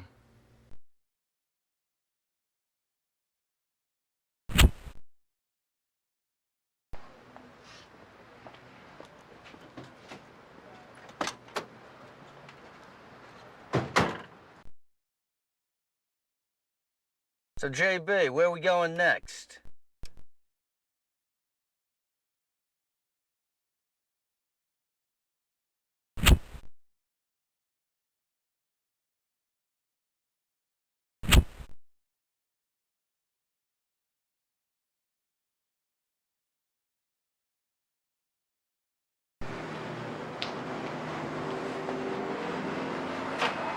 Where the hell's goddamn Rich gone? What can I do for you?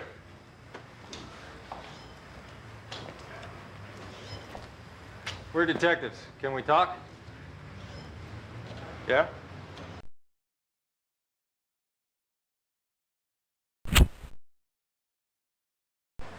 I don't know.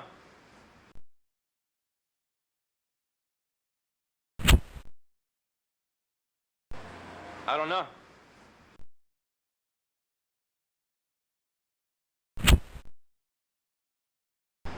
I heard the president of BR Company had his car fixed here. Yeah, he was a bitch too, man. That guy's a jerk. So he's rushing us around. Yeah, where's his car? Picked it up. I see. What part did you fix? I pulled a dent out of the body and recovered the seat. Recovered the seat? Yeah.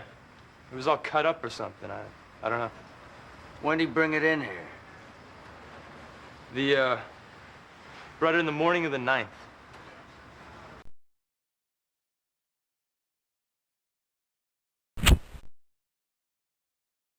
Have you heard about the murder of Angie Hart, a high school student? Yeah. Yeah, it's the one they found dead up at the planetarium, huh? You know, I heard some female detective did that. One of your buddies, huh? Did I say something wrong? Yeah, you did. You know, man, that reminds me of when Rich was in here reading the paper. When was that? The day he got his car fixed. He came in and there was a guy reading the paper and he snatched it out of his hands. Got all serious about it, you know? I figured maybe he knew the chick or something. I made a joke about it. I said, what, that's the chick you've been hot with? And he just flipped out, man, started yelling at me.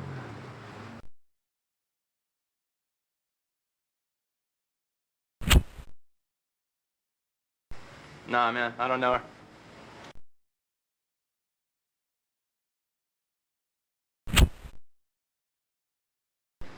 Nah. Nah, I'd never forget a fox like that, man.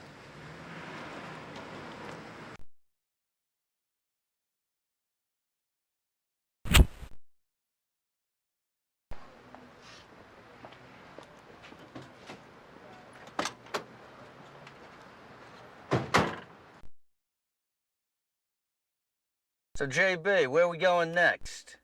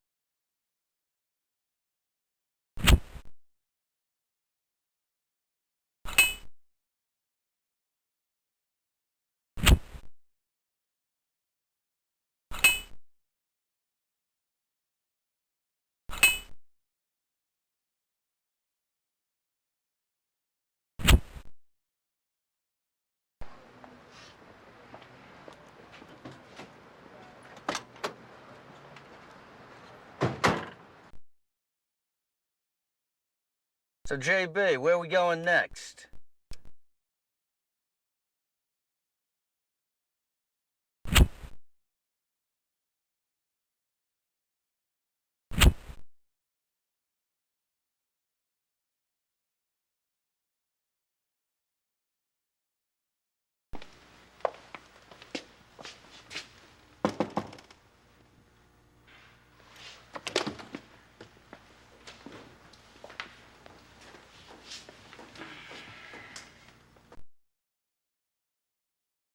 Good afternoon. I'm J.B. Harold, Liberty Town Police Department. This is Detective Ted Rosen, Chicago PD Homicide Division. I'm Mr. Rivers. Nice to meet you. Sayer told me you wanted to know about the counseling I had with Angie. Is that correct? Yes, that's right. Could you tell us about it?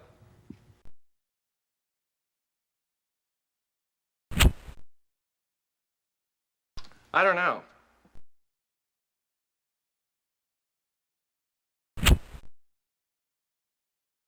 I don't know.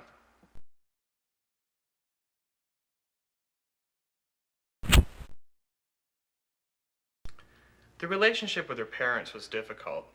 She said she wasn't loved and she shouldn't have been born. How did you respond to that? Angie was young. I mean, in the middle of adolescence. It's the most enjoyable time in life, people say, but it's a time of transition as well. It's a time where they're desperately searching for their own identity.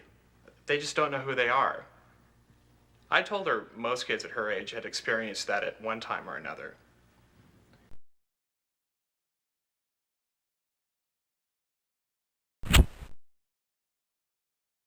Can you think of any information that might help us out?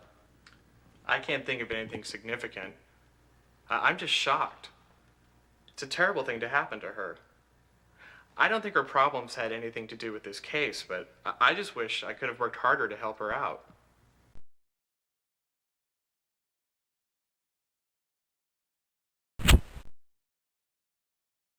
Angie was very sensitive.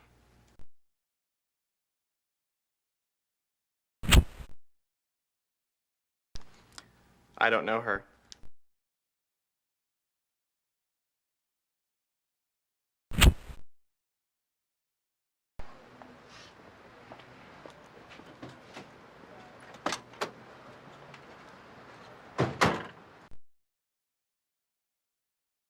So, JB, where are we going next?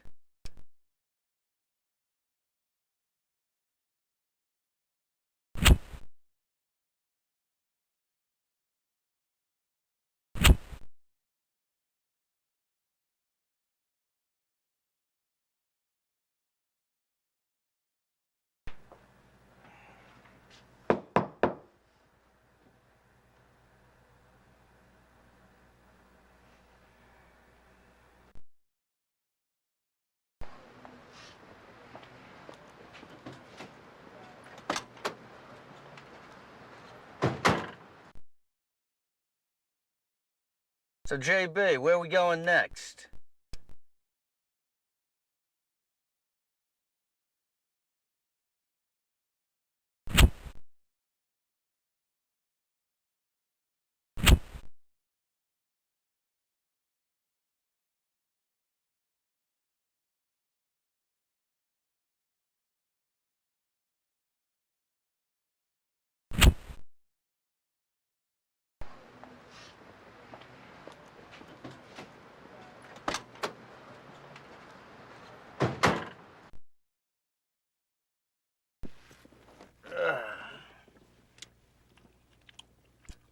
Hey, want a piece? It's not bad.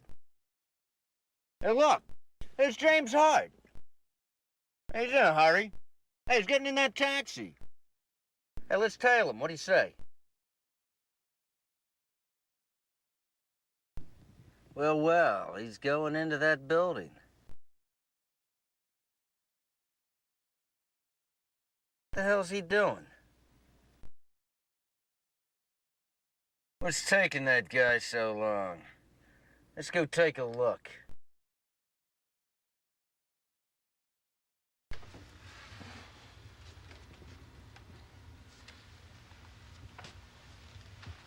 Pardon me, can I help you? Yeah.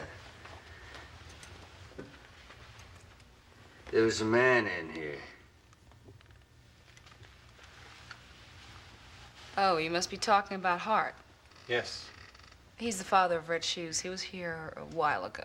Red Shoes?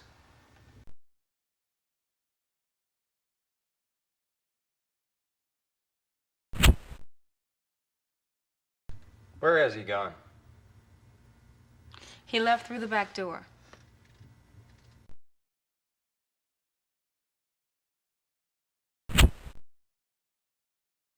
What's this office? Bloody Mary? Bloody Mary? Yes. It's a members association, and I'm the chairperson. Lily Alden. Private club, huh? Well, what do you people do in this here Bloody Mary? Well, the purpose of our organization is to express ourselves and share the feelings with others through writing. Pardon? Well, in other words, members write stories and present them to other members and get their opinions. Does James Hart belong to this club? No, it was his first time here. He's the father of Red Shoes. What do you mean by Red Shoes? Well, every member has a pen name, and the birth name of Red Shoes is Angie Hart.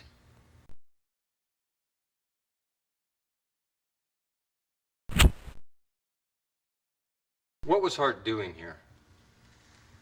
Well, I contacted him and I asked him to come and pick up a story that Red Shoes had written.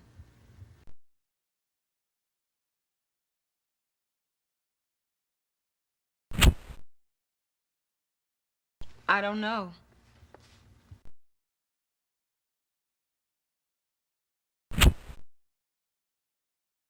I don't know.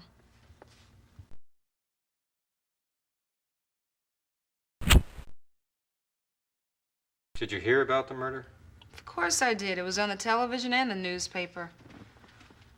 I remember her, Red Shoes. She came here every Monday, but she didn't make it here on the 8th.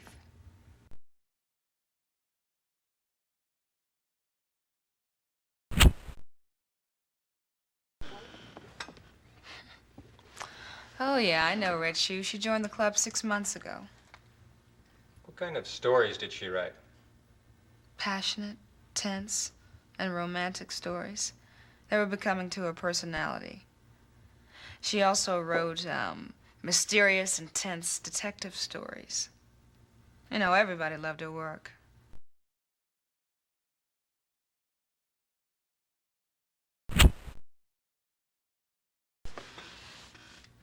No, she doesn't belong to our club.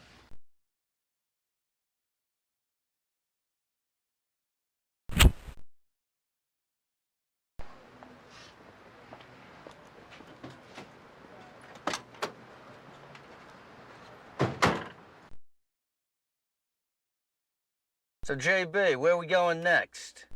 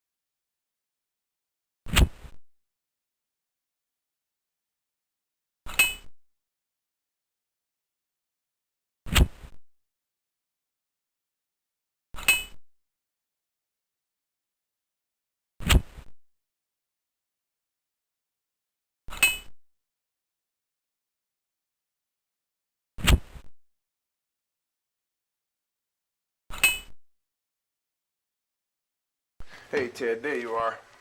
Yo, Fred, what's up? Look, an officer found these in a coin locker while on patrol. We think these are the clothes Angie was wearing when she left the house. What the hell's this thing? Oh. Hey, this is weird. Listen to this. A mob of sheep came to go through some wooden gates. I helped the sheep so they could make it, and I hugged a black sheep tightly. What the hell is this bullshit? I don't know, it's only my opinion, but it seems like one of those diaries where she might have kept record of her dreams or something like that. A record of her dreams? Yeah, I kept one of those things. You know, I wake up in the morning and I write down the dream I just had. Uh-huh.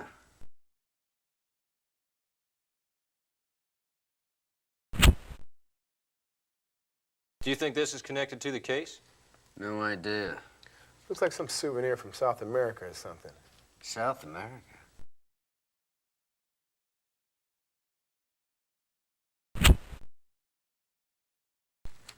Doesn't make any sense.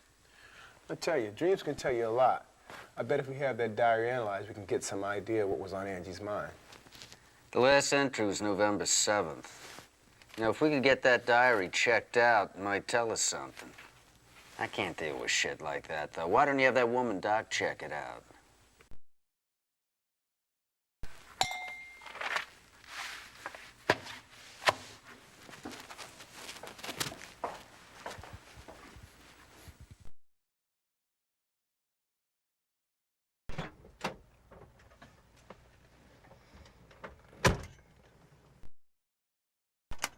Where to?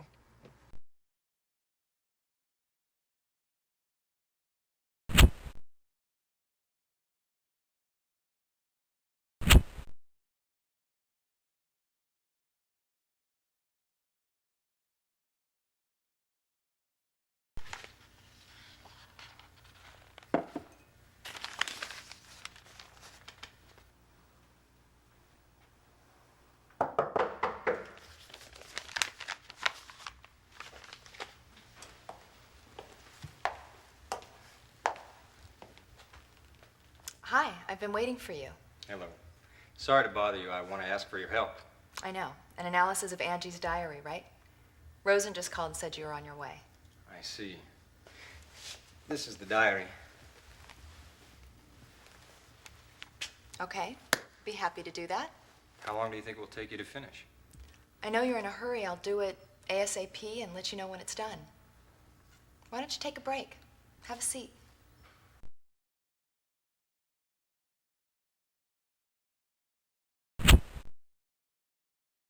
All right, I will. Thank you. So how's the investigation going? Any progress? Well, not so bad. What does that mean? Right, tell me, have you found any clues, anything that might help clear Catherine's name?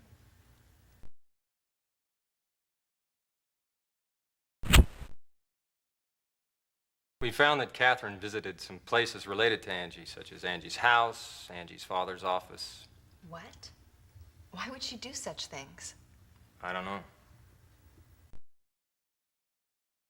Well, I've got to go.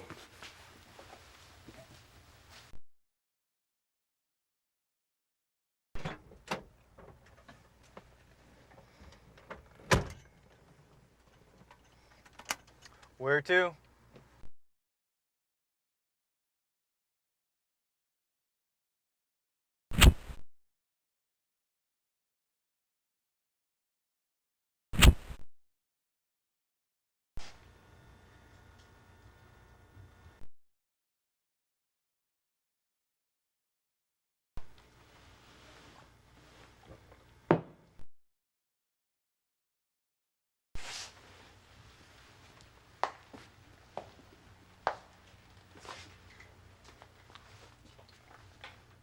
Evening.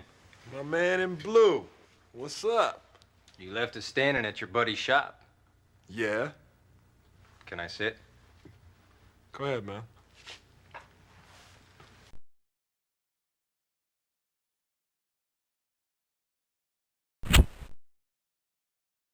I don't know.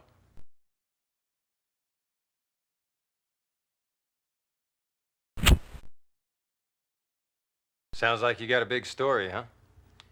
Yeah, well, I thought I might step by the precinct tomorrow and give you all a little gift. And what would that be? Nothing, just definite evidence that Rich did Angie Hart. I'll have it in no time. Don't beat around the bush. Tell me now. Chill out. Be patient, babe. You're gonna have a lot of fun tomorrow.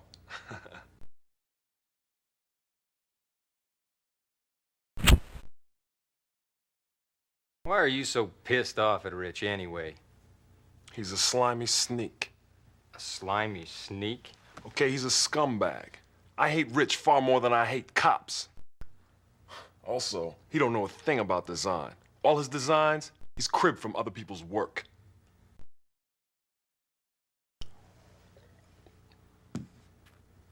I got a break, man. Got an appointment. All right. Take it easy. I'll see you tomorrow, huh? Word.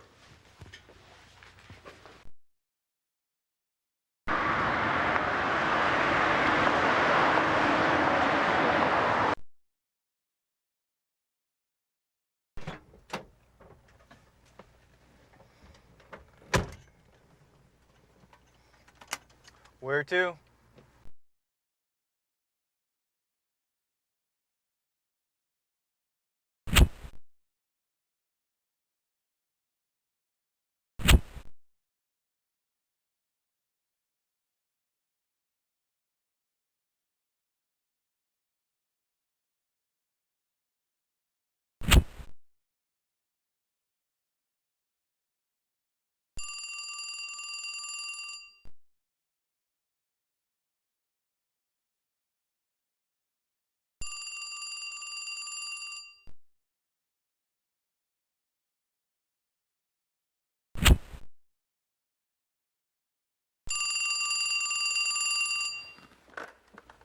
Hello.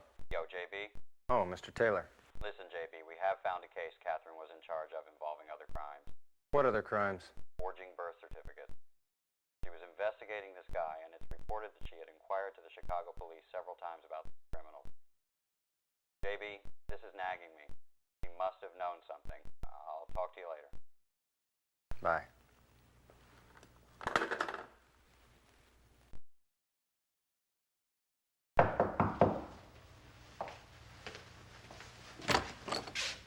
Hello.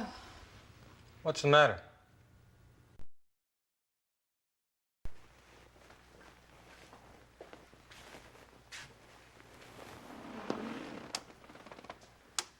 I surprised you, didn't I?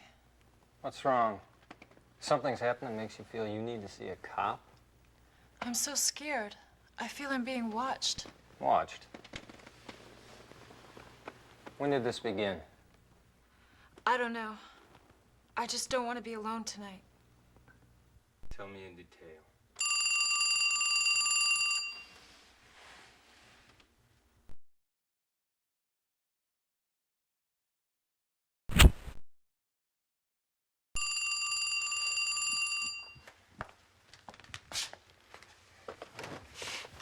Hello. Hi, Harold. This is Finch. Yeah. What's the matter? Well, Ted asked me to check out Rich's background and stuff, and the report just came back. Where is Rosen? He got a call from some guy named Phoenix, then he rushed out of the office. Ted told me to contact you. I see. Yeah, I found something that might help. Listen, Rich broke his leg and was in the hospital in '88. Guess what? The doctor in charge was Cindy's ex-husband, Michael Ebert. Michael Ebert? Yeah, and Ebert's been missing since he went to South America 2 years ago.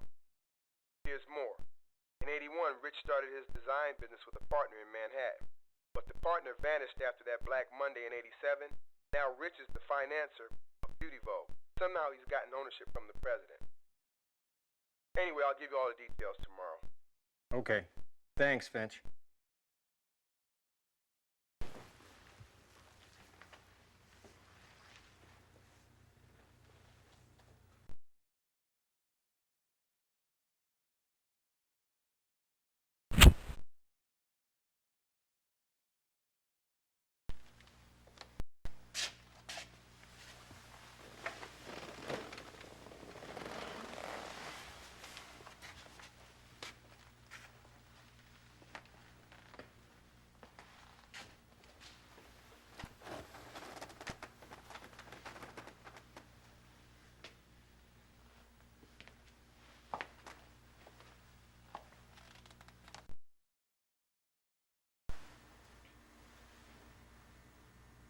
I'll be back this weekend. I told Taylor I was taking a vacation.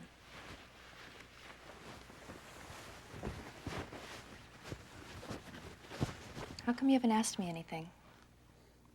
How come you haven't asked me why I'm going to Chicago? That's right. I told you not to ask. Good night.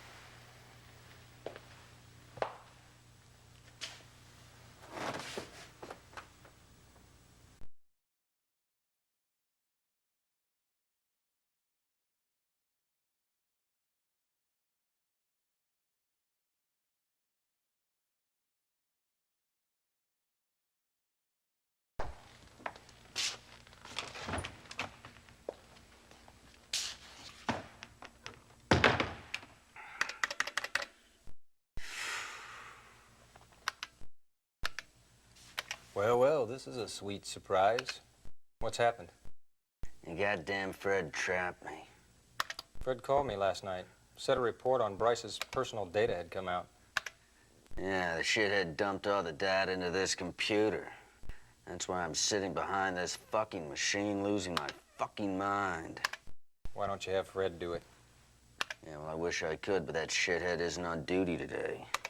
Fred told me 2 people related to Bryce are missing. Is that right? Yeah, till yesterday. What do you mean by till yesterday? Okay, there it is. It's taken me all day to get this, baby.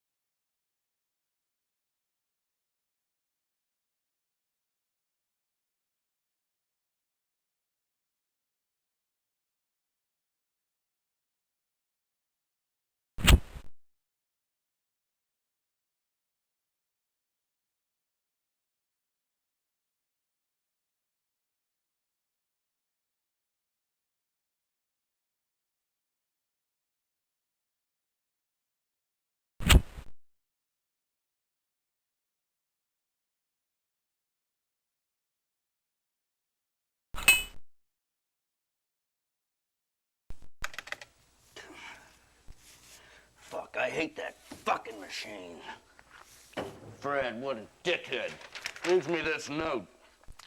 Ted, I set up a program to allow you to search for information regarding the people concerned and the data of criminal cases which are still unsolved.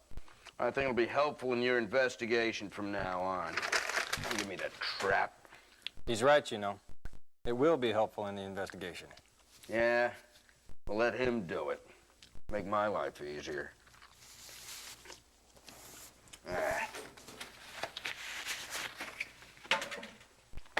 That's pretty good.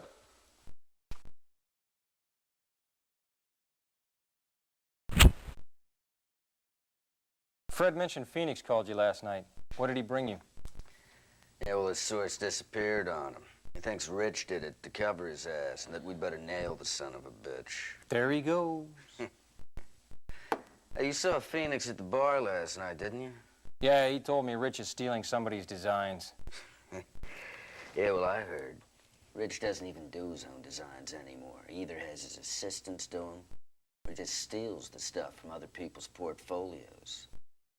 There's this one guy who used to work for Rich, had a tape recording. A Rich threatening this one designer to keep quiet about Rich using his designs. Guess what? This guy disappeared last night. Disappeared? Yeah, when Phoenix went over to his place, it was all messed up. Wasn't any sign of the guy or the tape. That's when he called me, screaming that we better nail Rich. But no proof, huh? Nah. No, it's just Phoenix's damn imagination. I told him there wasn't a fucking thing we could do. At least not yet. Phoenix's hunch. That was your specialty, wasn't it? Shut up.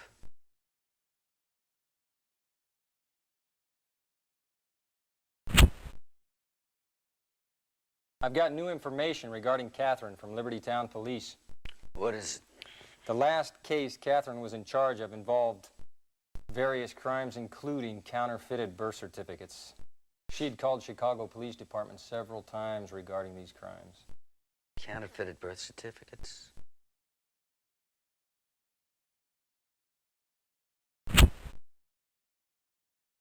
We'll be sweating blood before Rich shows his true colors. Yeah, that bastard's gonna be a real son of a bitch to deal with.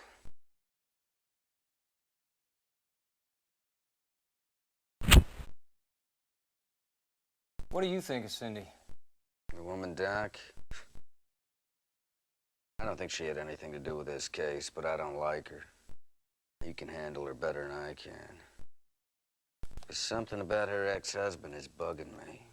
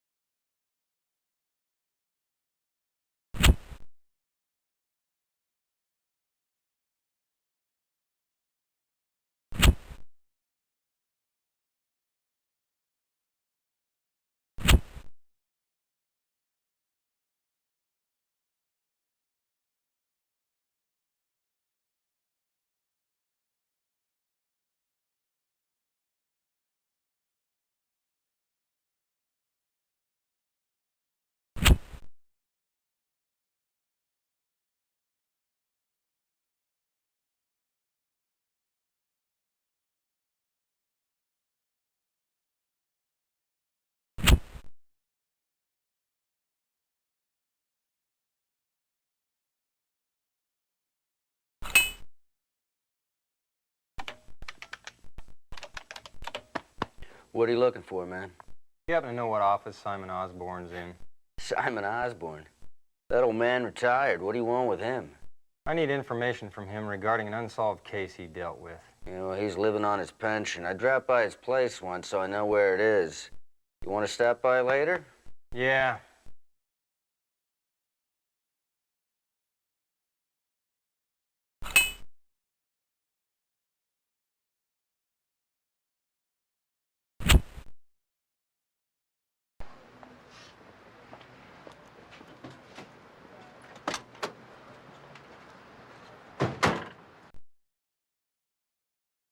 So, JB, where are we going next?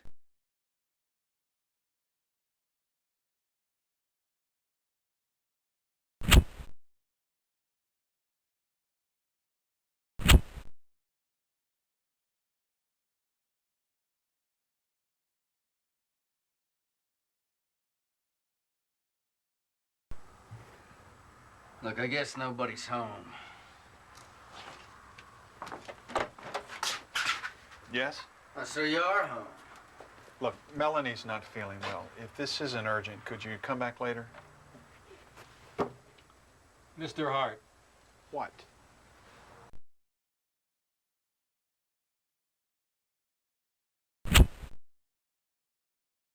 We want you to show us a story Angie wrote. Look, I don't know what you're talking about. I'll tell you. We're talking about Angie's story that you received from Bloody Mary. Angie was called Red Shoes at the club. Look, there's a whole bunch of stuff your daughter didn't tell you. All right, I admit she's a member of this club, but it's got nothing to do with her murder. Now, I'm not going to show you the story. Okay, then tell us about its contents. Anyway, it's got nothing to do with your case. Look, I want to keep this story in Angie's memory. You're not going to touch it.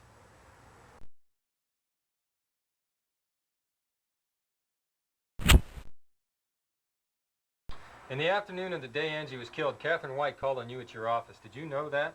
No. Catherine was investigating a counterfeit birth certificate here in Chicago. Does this mean anything to you? Counterfeit birth certificates? I don't know anything about that.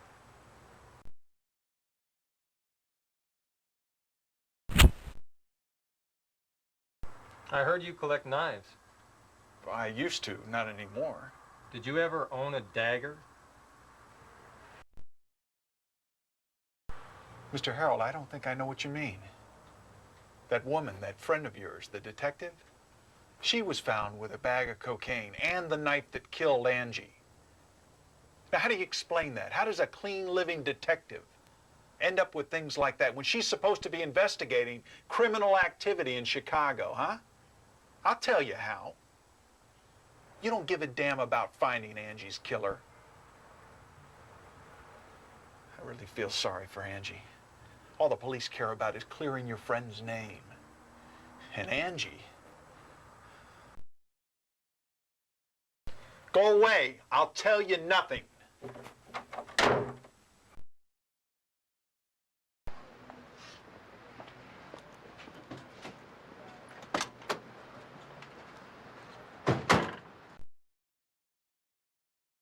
So, JB, where are we going next?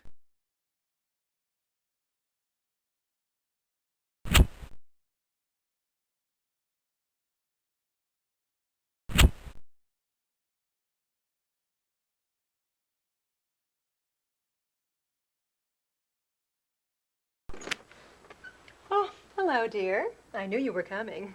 You went up to the Hearts, didn't you?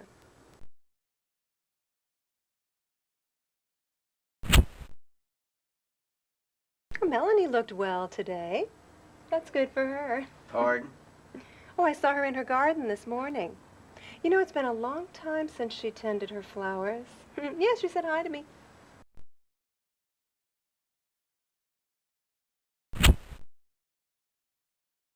Speaking of the Hearts, I remember something very interesting. What is it? Well, it happened just after they moved in, about 10 years ago. Angie was involved in a traffic accident on a nearby street, and it was so bad that she had to be taken to the hospital in an ambulance. Well, I happened to be around, so I went to the hospital with Melanie.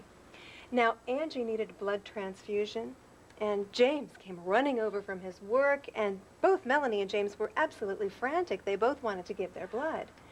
Well, it was the thin, petite Melanie who ended up donating her blood. James's blood type didn't match. Well, it occurred to me that, well, you know, James isn't really Angie's father. Now, I know it's nothing but gossip, and I really shouldn't say such a silly thing.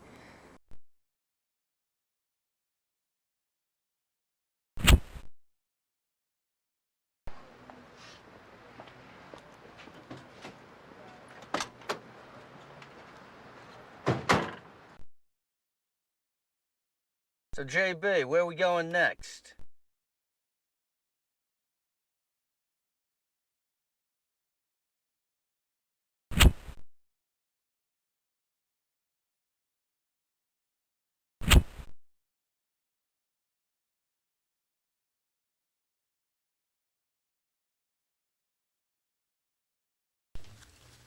Right. Got it. Okay, it sounds good. I'll call you later. Dr. Green? Yeah? We'd like to ask you a few questions about Michael Ebert, who used to work at this facility. May we have a moment of your time? Sure. Anything I can do.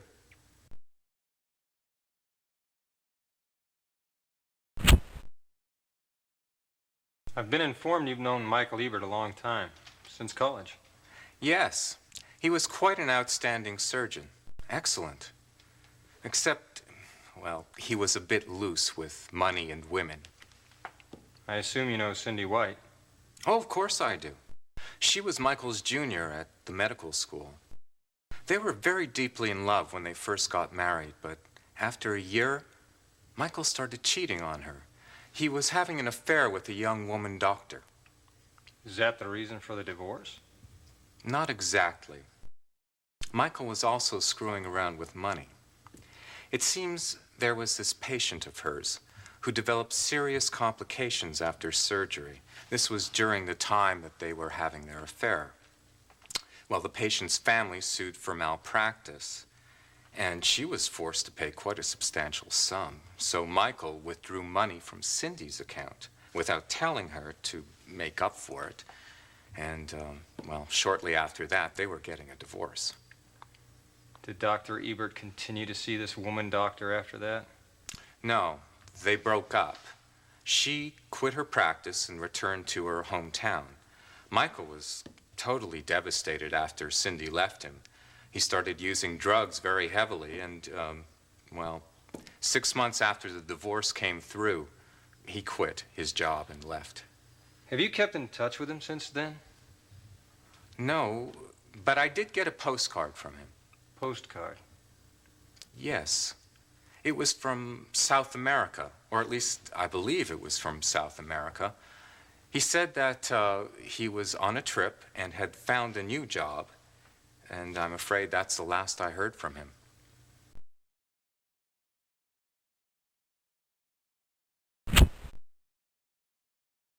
I don't know.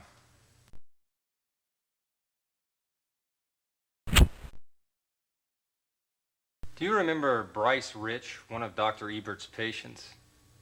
Bryce Rich. Yes, he was in the hospital while Michael was having all that difficulty with his divorce. It kind of seemed like they were getting along very well together. They were becoming friends. You know, I don't think Michael would really appreciate this. I think he'd be embarrassed, but I think he was borrowing money from Bryce.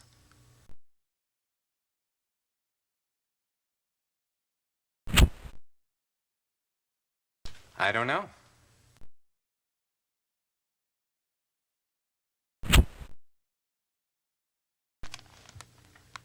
No, I don't think I know her.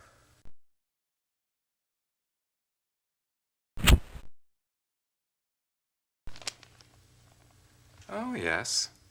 She came to see me. Just like you, she was asking questions about Cindy and Michael.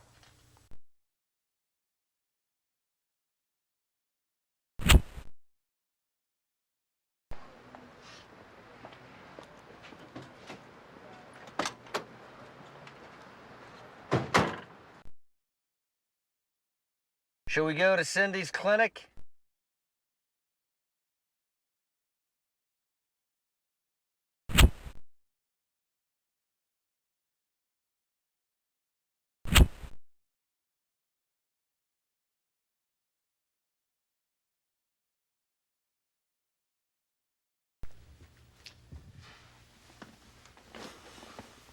So what do you guys want from an old man? Talk to him. Well, sir, I need some information regarding the Kevin Grady murder case in 1975. Kevin Grady. The report said the assailant was Danny Jackson. Danny Jackson. Yeah, I remember the case vividly. And the truth about the case is unknown.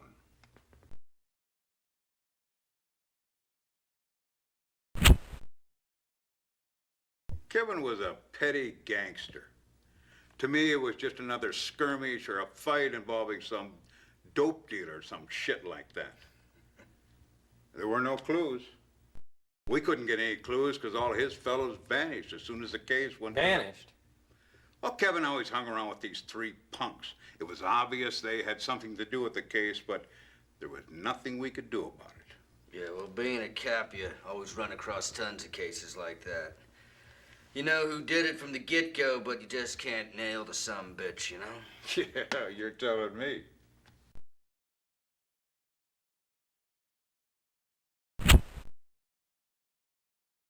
I think he had a mother in poor health and a sister. Yeah, Sister Maggie was one of those that vanished. Then his mother died in 7 years. Hardly anyone went to the funeral. It was terrible. What were the names of the rest of Kevin's henchmen? Well, let's see. There was Gordon and Alan, I think. Kevin, Maggie, Gordon, and Allen. JB, are these people connected to the case or what?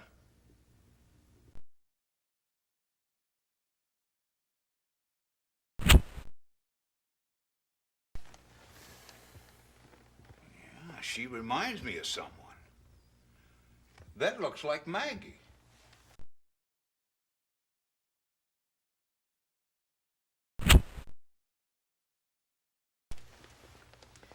That's Catherine White. She was a co-worker at JB's. She was killed on this case. White? Yeah. What's wrong, Osborne? JB, you go back to the station and you look up everything involving Danny Jackson. He died in '75.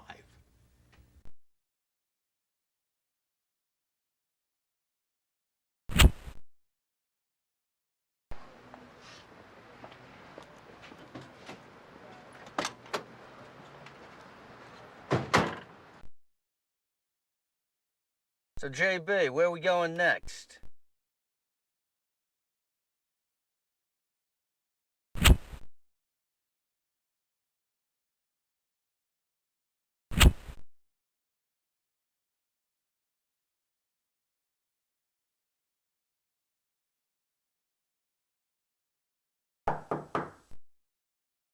Come on in. Have a seat.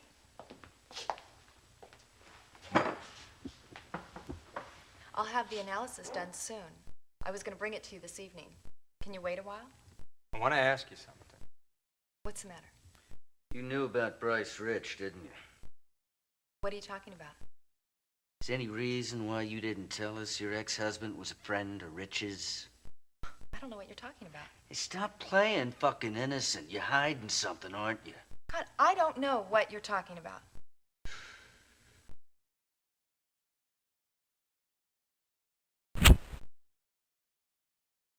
Could you tell us about Michael Ebert? Did you know that Michael was missing? I divorced Michael 3 years ago. I haven't seen or heard from him since. I have no idea where he is or what he's doing. Did you know that Bryce Rich was once a patient of Michael's? Miss White, hello. Susan, come in. What's wrong? I'm not feeling very well, Miss White. Did you not sleep well last night? No, not at all. I see.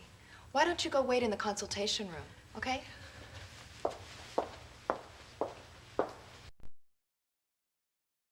I have a patient. Can you wait a while? I'll be right back.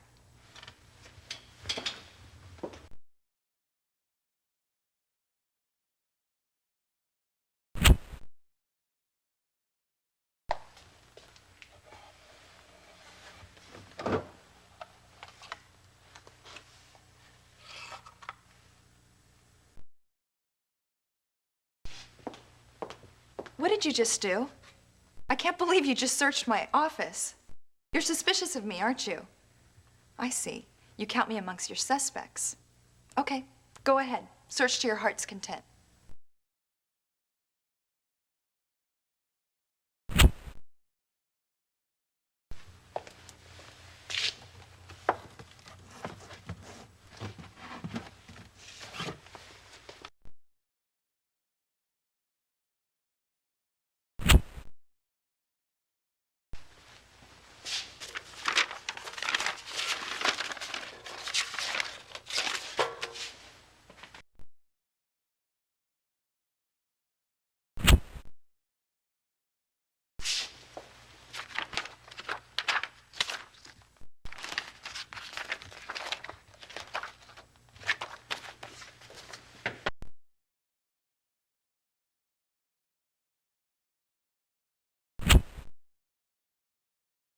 Are you satisfied now?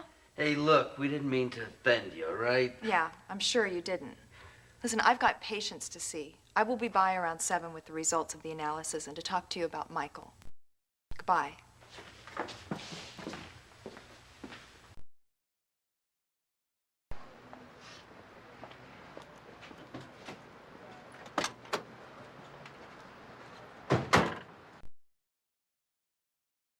So, JB, where are we going next?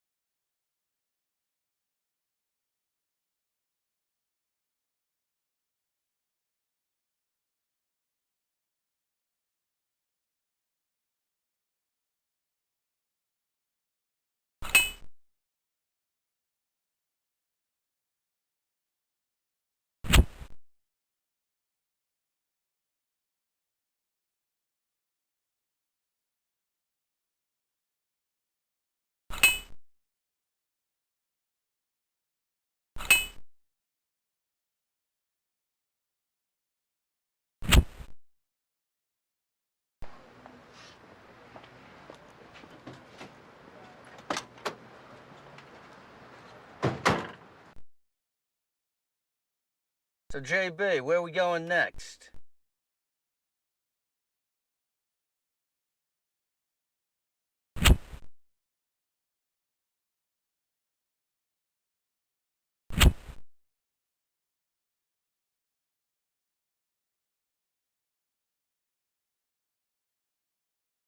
Before she left, Red Shoes, Angie, wanted me to give this to you.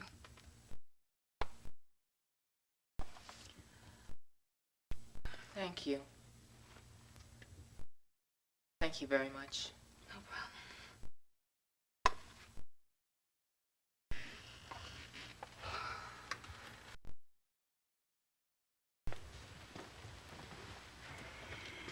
Can I help you? Today's our meeting day. The members will be here soon.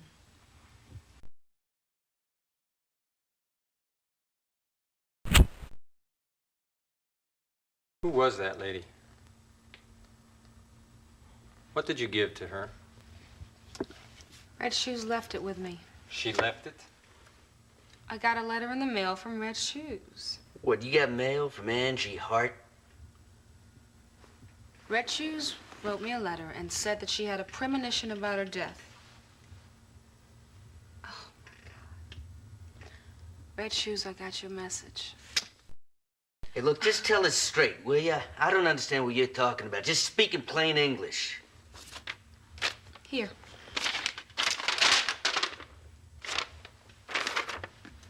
Dear Lily, could you please return this to Paige McShannon, the Vice President of Beauty Vogue Modeling, for me? Thanks. Red Shoes. What was in the package? I don't know what was in the package.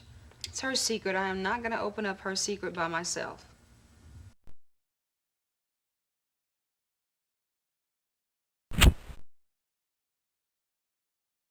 I've got nothing more to say.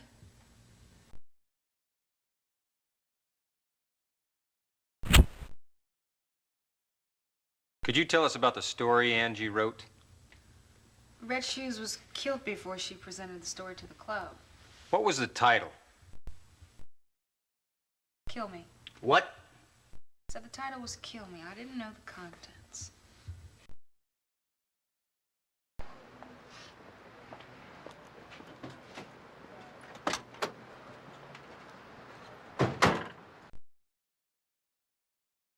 Why don't we pop in at Beauty Vogue?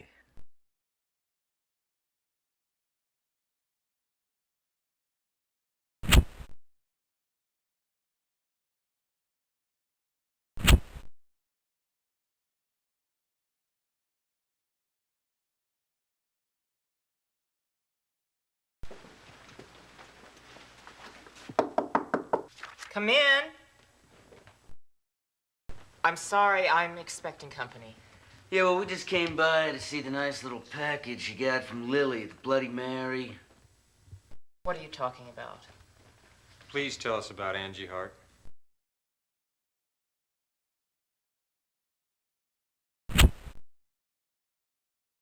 What did Angie return to you? I want you to show us the package.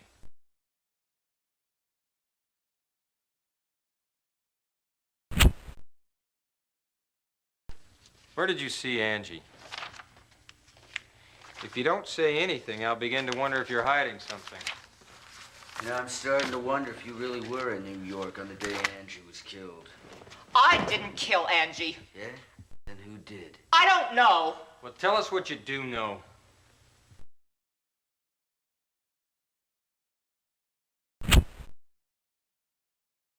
Two models said they saw Angie here. Your relationship with Angie will come out if we take action. I scouted her. As soon as I spotted her picture in Babe, I went to work. I got her telephone number from the magazine editor and I called her up. She answered the phone and she agreed to see me. As soon as I met her, I just knew that she had it all. I mean, she had star quality. I knew Bryce was going to be happy with my choice. You introduced her to Bryce. BR Company was looking for a new image model for next year. I thought Angie Hart would be just perfect for the image. How did she respond when you scouted her? She was surprised, but she was happy. She said she wanted to sleep on it, but I had a feeling that we could go for it. So I gave her these. I sent them to her.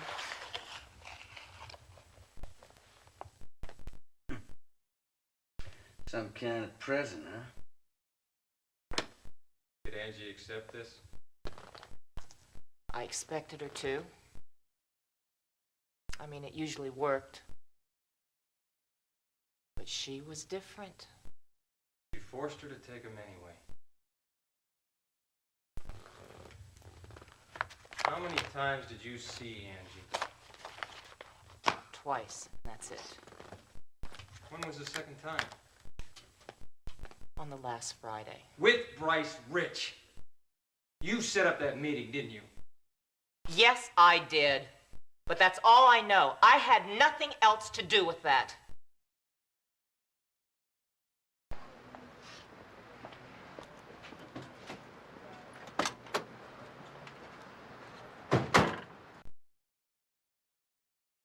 Rich. That son of a bitch. So, JB, where are we going next?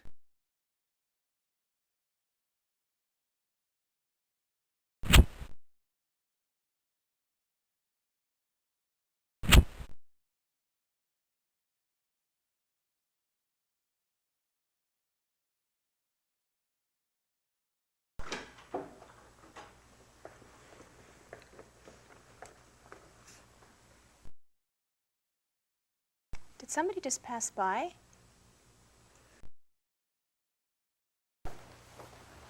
You're full of shit, Rich. What the hell's this? You guys come here to insult me? Explain why you didn't tell us you'd been introduced to Angie Hart by Paige. Julia Fortis admitted she lied about your alibi on the 8th. Stop fooling with us, Rich. It's not in your best interest. Is that what Julia said, huh? That's so fucking funny. Oh, I'm sorry.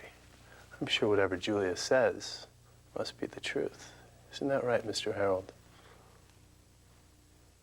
Please, gentlemen, sit down.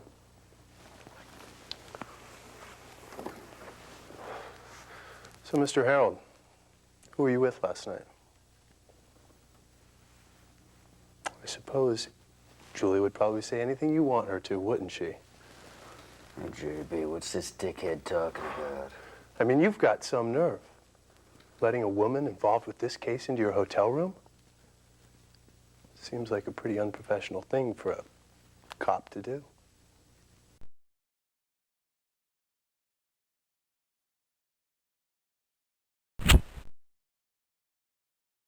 Where were you from 5 to 8 p.m. on the 8th?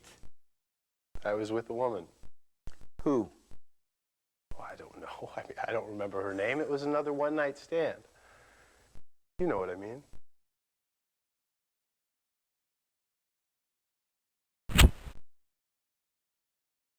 Why did you have your car fixed? I bumped into something in the parking lot. I thought I told you that. And why did you have your seat reupholstered? I don't remember.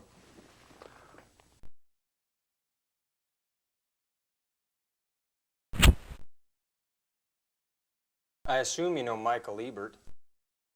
Who is he? The doctor in charge when you broke your leg. Rumor has it he borrowed some money from you. I don't know. Maybe.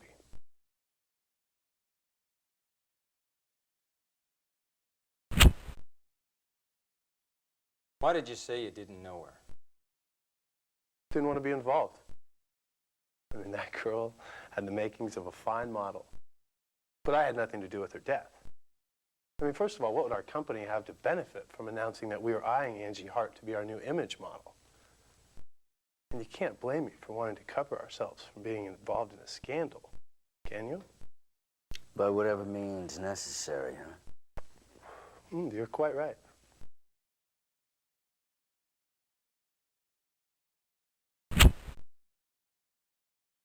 The whole story surrounding you stinks. Too many people related to you are missing. Your old partner, the doctor, and the man who has a tape recording of you threatening a designer to keep silent. Stop talking nonsense. I can't just pass over remarks like that. You make me out to be some sort of a criminal or something.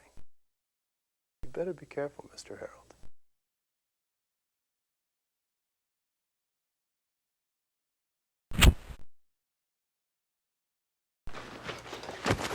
You fucking killed Angie, didn't you? You fucking killed her!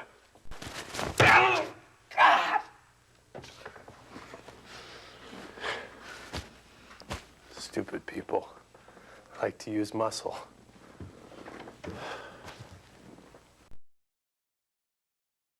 Don't bother me with your goddamn investigation unless you have real evidence. I'm perfectly clean. And if you two keep sniffing around here, I'm gonna have to take real action. Like what? Get your buddies at City Hall to pressure the police commissioner into stonewalling this investigation? You're right. At least you're learning. If you're truly innocent, don't play dirty.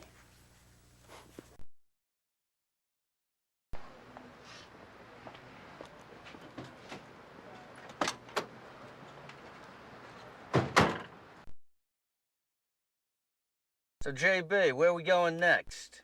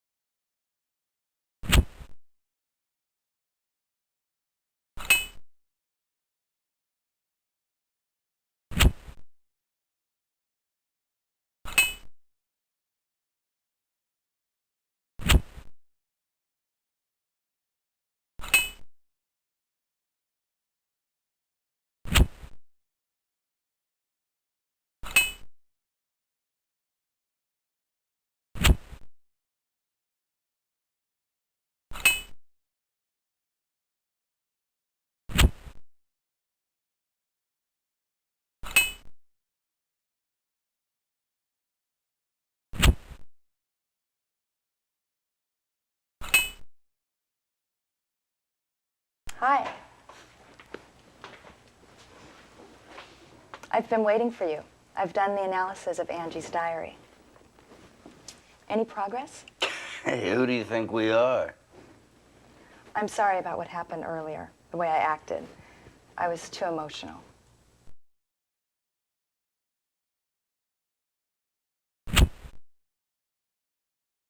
So tell me about the results. A mob of sheep were waiting to go through some wooden gates. Dad and I helped the sheep so that they could make it, and I hugged a black sheep tightly. In this case, sheep means the warm, good-natured part of Angie. Wooden gate suggests something that she got over that was an obstacle to her. And black sheep means something Angie's denied from her past. Yeah, well, so what? The shit still doesn't make any sense.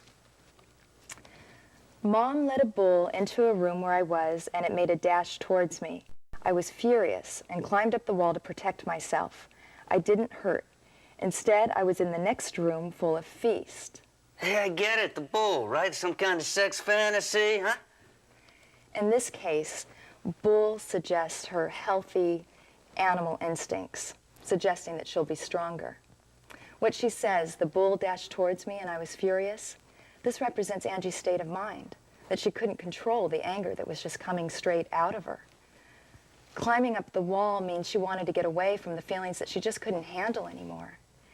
And Feast suggests broadening your horizons once you swallow it and get over yourself. In short, it seems that Angie was unwilling to accept something from her past, and it was troubling her all the time.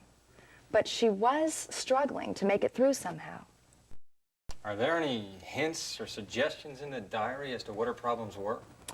Well, there was one word used frequently that did catch my attention. That word was glass key. What does it mean? Mom and Dad locked the door using a glass key. I found the key and tried to put it into the keyhole, but there was no keyhole. I looked for a door that matched the key all night long, but there was no such door. Now, this is only an example, but if Angie's parents had something to hide, knowing that secret would have bothered her like hell. I would say it's possible.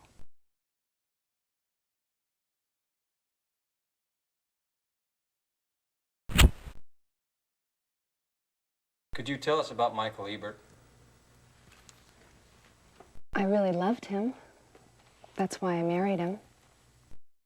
But we messed up the relationship. Just remembering him is painful to me. I haven't met with him since we divorced. I can't believe he's missing. Is it true? It looks that way. Michael never talked about work at home, so I knew nothing about his work. I can't believe Bryce Rich was one of his patients. Catherine must have known Michael Ebert, right? Yes. I mean, she met him once at my wedding. What's Catherine's concern with Michael? Nothing. Don't worry about it. Okay, I've got to go.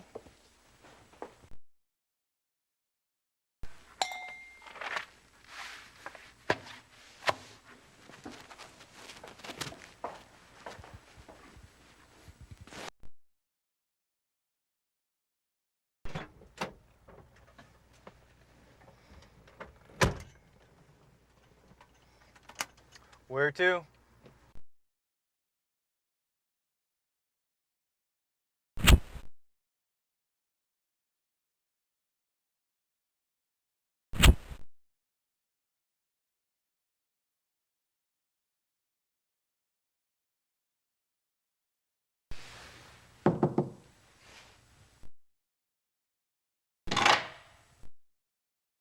Can we talk?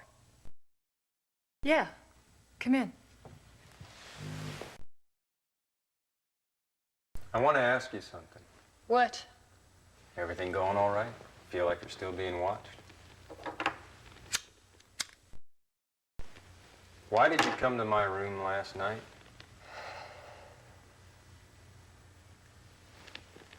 I've just gotten out of the shower. Let me get dressed.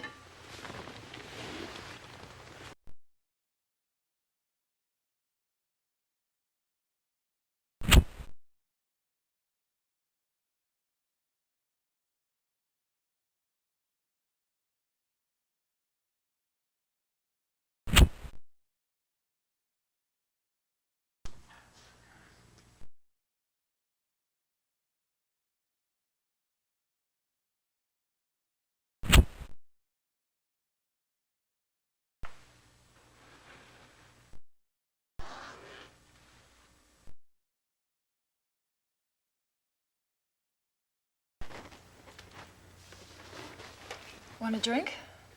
No, I'm on duty. I'll have one.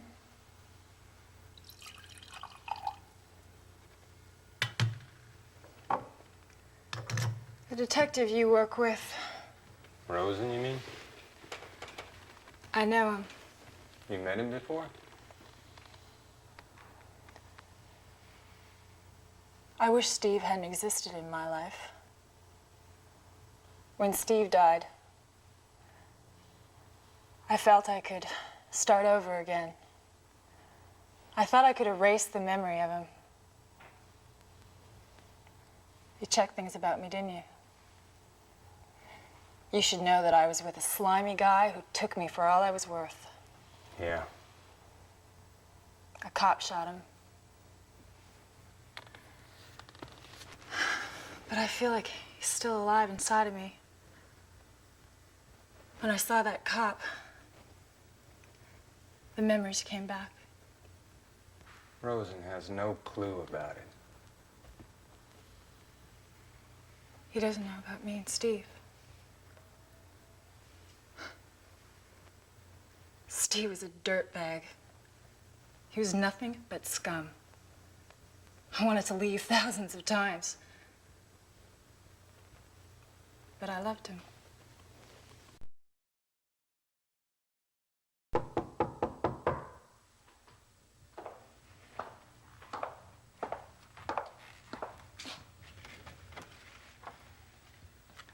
Okay, I got it.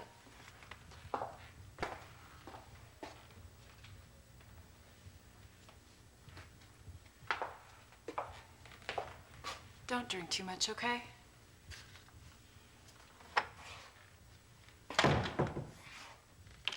Who was it? My only family.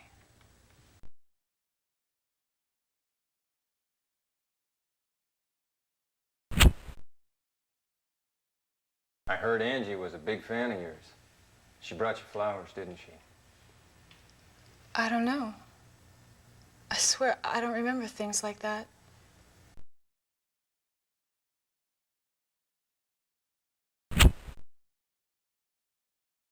He took advantage of me. When Bryce couldn't get anything more from me, he kicked me out. It's the same with Paige.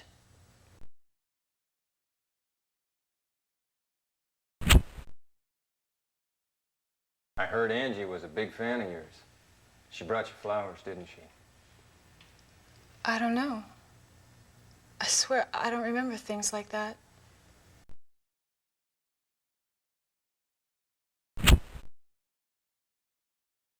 I want you to tell me everything you know. What are you hiding? I know you have something to do with this case. Get out of here. Tell me what's on your mind. Go away. Catherine was trying to break open memories which shouldn't have been opened. That's why she was killed. What the hell does that mean? Just leave. Get out of here.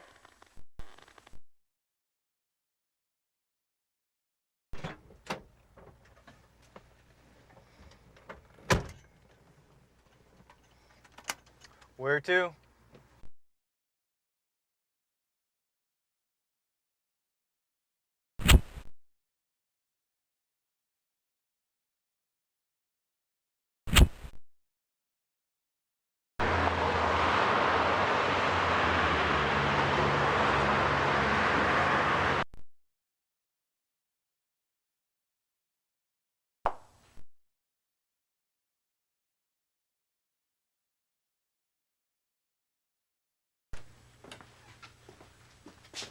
Yo! There you are. What's up? I got these from the identification unit after you left. These photos, they were developed from the roll of film that we found in Cindy's drawer. Rich, Melanie, James, Julia. It doesn't take a genius to figure out who took them. Hey, tomorrow's gonna be a big day, huh?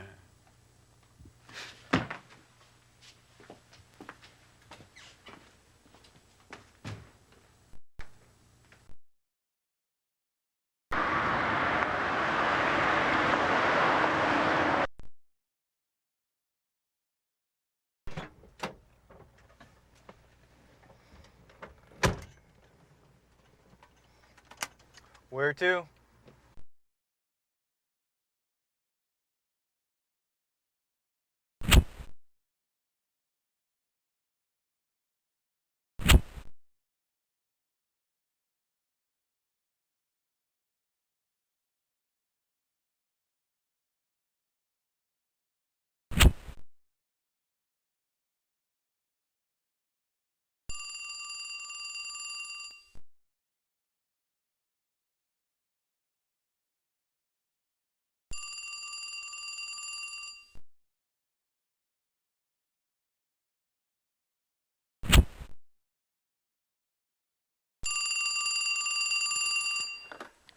Hello.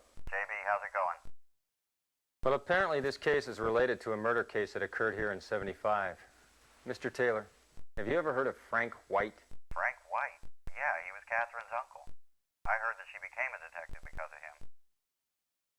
It seems like this background's getting a little complicated, JB. Mr. Taylor, Catherine seemed to be investigating the people concerned with Angie. JB, you have got to clear up this case with these clues she found. Yes, sir.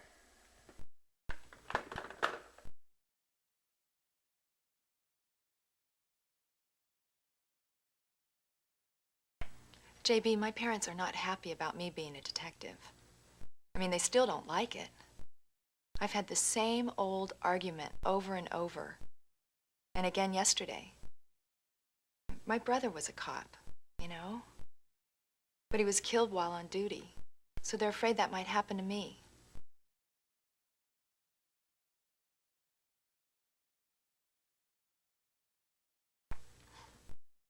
I'm just wondering what they're going to say when I announce I'm going to be marrying a detective.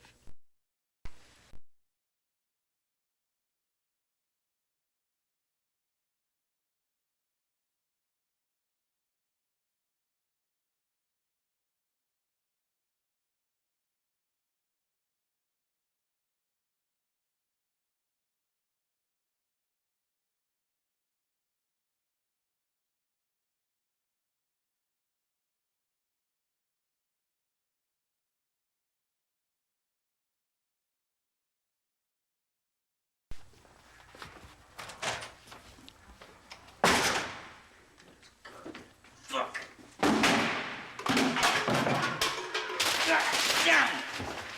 What's wrong? I've been taking off the goddamn case. Now just Fucking ass. calm down. What's happened? The fucking captain, he tells me we got 24 hours to narrow it down to a key suspect or else we're off the case. It's an order from the fucking commissioner's office. Hey! What the fuck do you want, shithead? Man, why you dissing me like that? What's up? Have you found your source yet? Nah, not yet. Yeah, well, what the hell you doing here then? Man, you know, you keep sweating me like this. I'm not gonna tell you all about the sweet surprise I brought down to you. Yeah, well, what is it? Well, I tailed Rich yesterday. Yeah, you tailed him. Well, that's well done, Mr. Marlowe. Well, somebody's got to do some investigating around here. Thought I might find something interesting.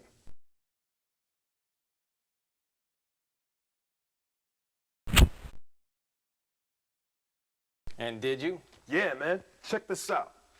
Rich went up to the Height after work, and he met some middle-class, suburbia-looking guy in the lobby, and they rapped for a while. Now, whatever they was talking about, they were dead serious. This white dude was way up in Rich's face, pissed off. I don't know what it was, but it was serious. Yeah, well, who was this guy? I don't know, some middle-class, suburbia-looking guy with glasses. Check it out. A man with glasses. Yeah. It's Angie Hardsoul, man. What? You don't know they knew each other? No way, man. This is right out of the fucking blue.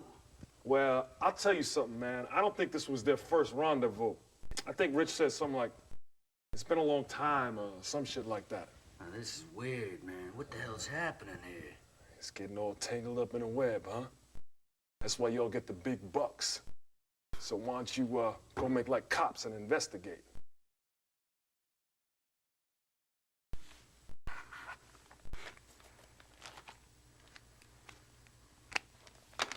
Don't you think it's time we drill him? Yeah, I guess so. All right, listen, I'm gonna go bring him in. You grill him, you get it out of him, okay?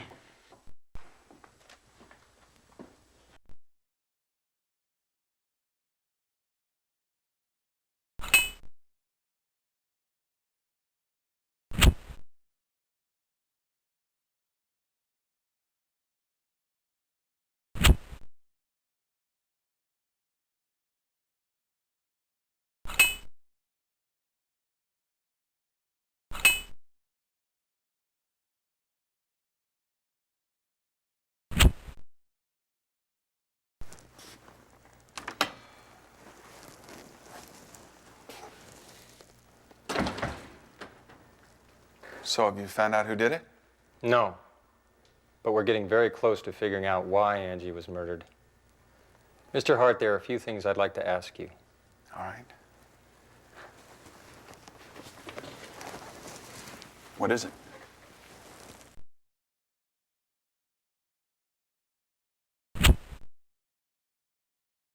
I'm informed that you met Mr. Rich of the BR company yesterday, correct?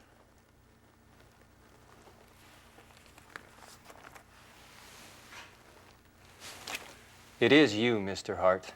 What did you meet Rich for? The truth is, I found his business card. It was in the pages of Angie's story that I was reading. I don't know, it kind of nagged me, so I called the number.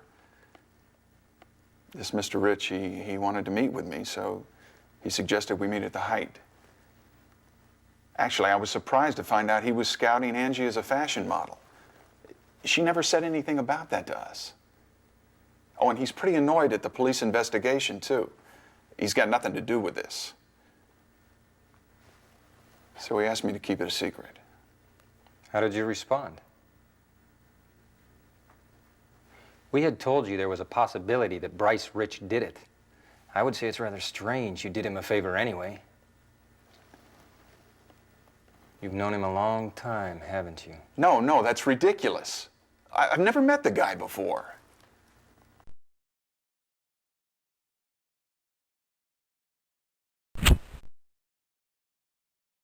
What kind of story was Angie writing? I don't know, nothing particularly interesting. It was the same old story. Did you find anything which might be related to the case? No, nothing.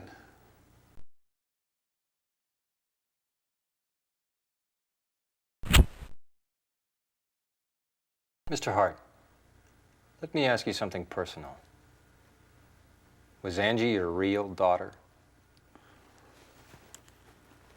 The story is you couldn't give blood when Angie had an accident 10 years ago. Angie's my daughter.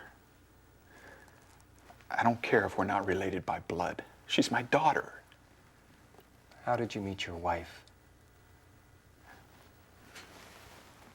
I was friends with her brother. I've known her since childhood. What is her brother's name? It's,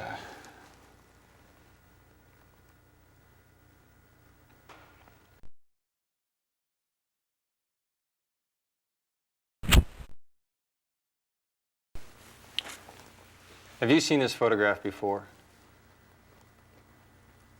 The man in this photograph was a detective and was killed 17 years ago. I don't know. I have nothing to do with this. I know that's not true.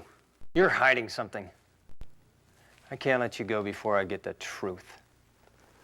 Mr. Harold, my childhood was miserable. You understand that? My parents were killed when I was little. But I've been devoted to my family. See, I've got this dream. Home sweet home, trust, love.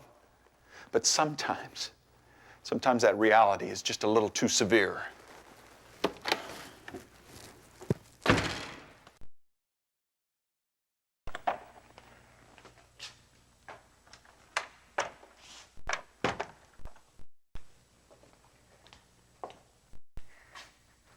Where's my husband?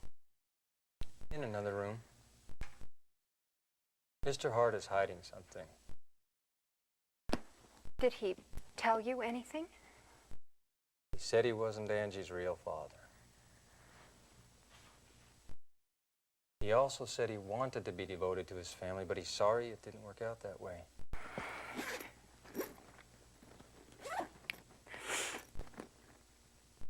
Tell me, Mrs. Hart, who is Angie's father? Oh my God. James. Mrs. Hart, can we talk for a while?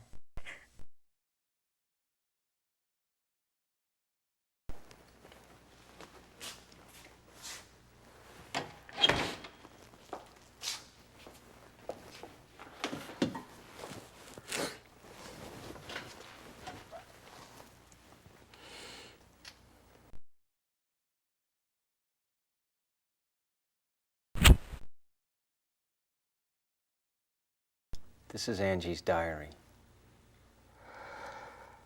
She implied in this diary that you and James had some secret. She sensed your secret and was suffering because of it. Mrs. Hart, can you tell me what it is?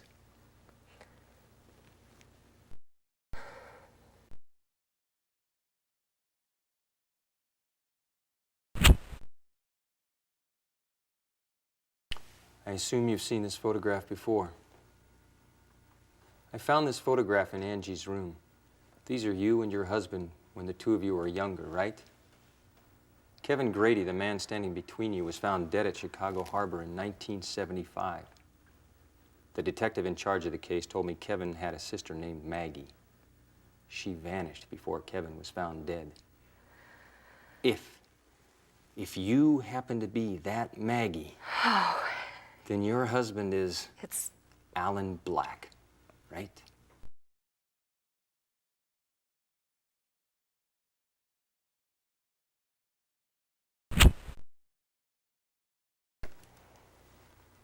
Tell me, Mrs. Hart, who in this photograph is Angie's father? Angie could have been murdered because of your former life. Please, Mrs. Hart, tell me the truth. What is this man's name? Gordon. Gordon Lewis. Did you tell Angie about that? Do you know what happened to this man or where he is? I don't know anything.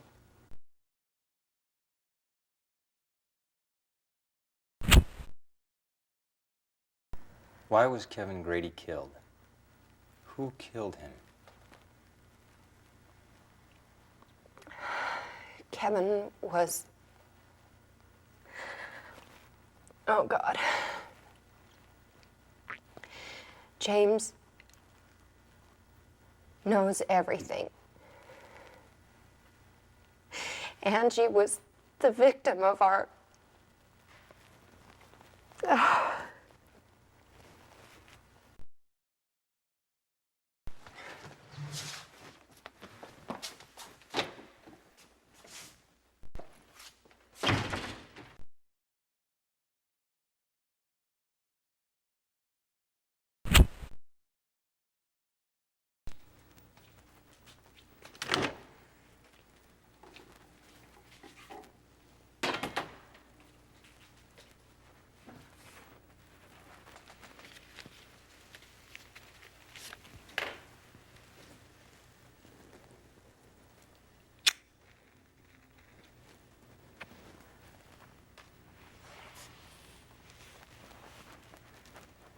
What do you want from me? I want you to tell me everything you know about the case.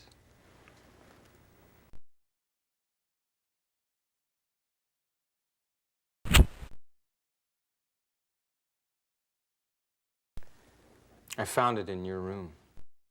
It supposedly belongs to Angie Hart. Can you give me an explanation for this?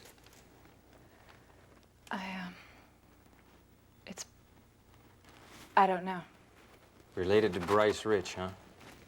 What relation are you to Rich? You came to my room a couple of days ago. Rich set it up too, right? You said you hate asking people to do you favors as much as you hate being asked. Now I know it was a lie. You do whatever he wants. An obedient little puppet. No, I'm not. Really? Then why do you follow him? I'm in his debt. So I just repaid him. What obligation do you have? Soon after I signed with Beauty Vogue, I was threatened by this guy that Steve used to hang around with. I used to do anything if it made a buck. The guy had a blue movie that I'd done before, and he threatened me, saying he could ruin my career as a fashion model. Bryce settled it for me. I owe my success to him. I mean, he saved me from being spoiled by a nasty scandal. Are you saying you're paying him back by covering his murder?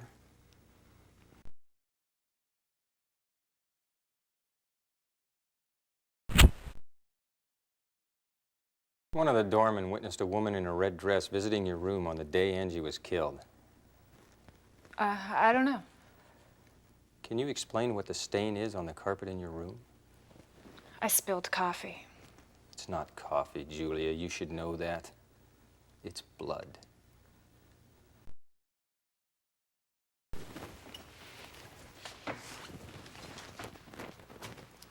Let me go.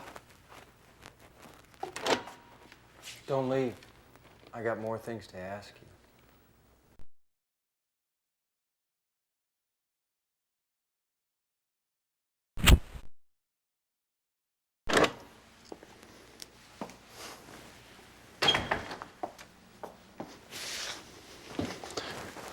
What do you want now? I'm surprised you came here. Well, my theory is you never turn your back on the enemy. So we are your enemies, I presume. It's a figure of speech, you know.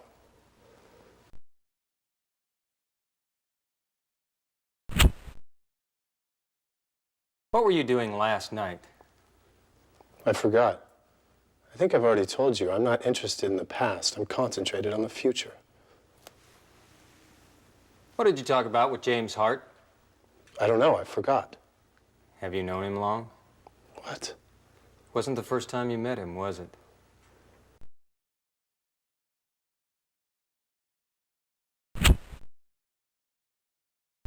I was informed that you lived in Chicago before. When was that? Have you seen him?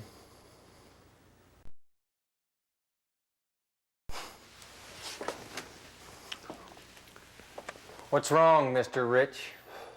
This is ridiculous. I don't have time for your shitty little investigation. I'm leaving. Because our progress in the investigation might break open memories you've kept locked up. I can't let you go before you tell me the truth.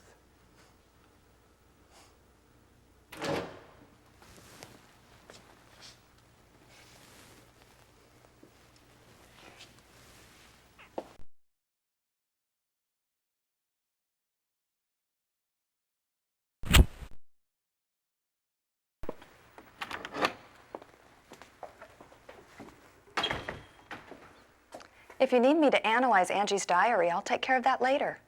No, that's not what I want. I'd like to ask you about the case. Will you sit down?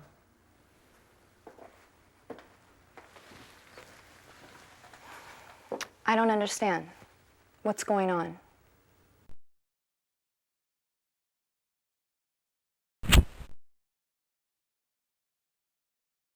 What's wrong with those? These were developed from the film that we found in your drawer. I want you to explain why you took these photos. I didn't. Catherine gave them to me. The film was hers. Catherine did. When? Well, let's see.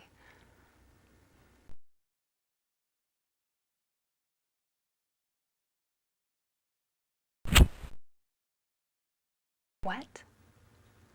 He's the one who introduced Angie to your clinic. You met Angie before she was killed. You knew her, but you didn't tell us that. And yet you offered us cooperation. I find it very strange, Cindy.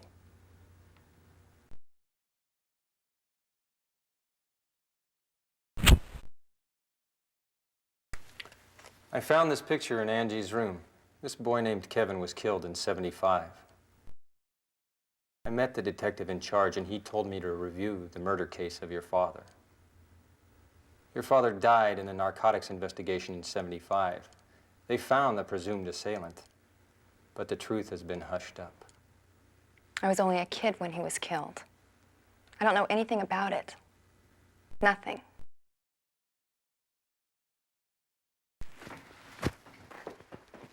I'm leaving. Don't. I want to ask you more. What do you mean? I need your cooperation, Cindy.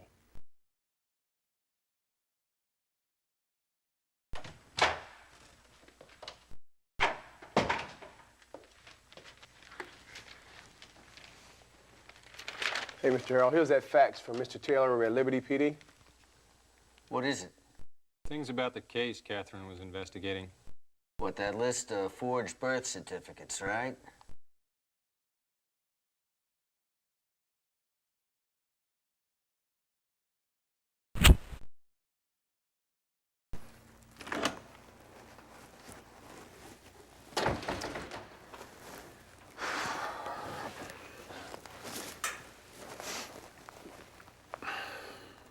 Can we hurry up and get this thing over with?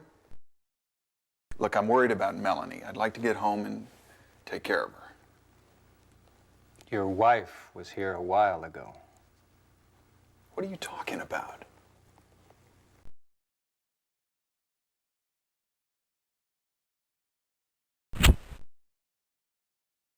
Angie was killed with this knife. Are you sure you've never seen this knife before?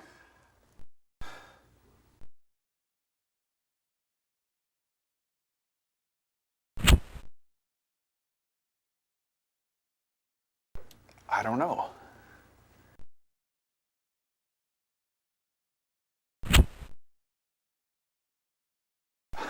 I don't know about things like this. I've got nothing to do with it.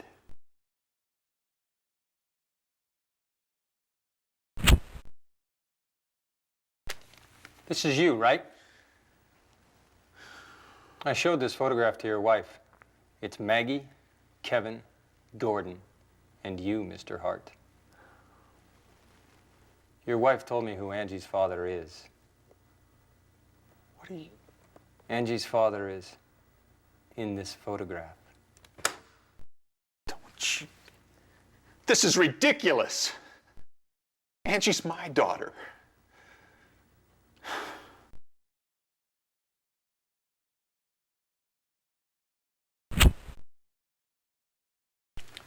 Do you have any idea why Angie was murdered?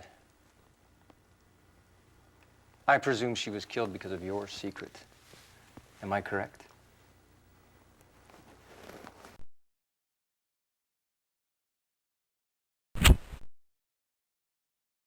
Catherine visited you at your office. What did she talk to you about? She, What did she see you for? It was...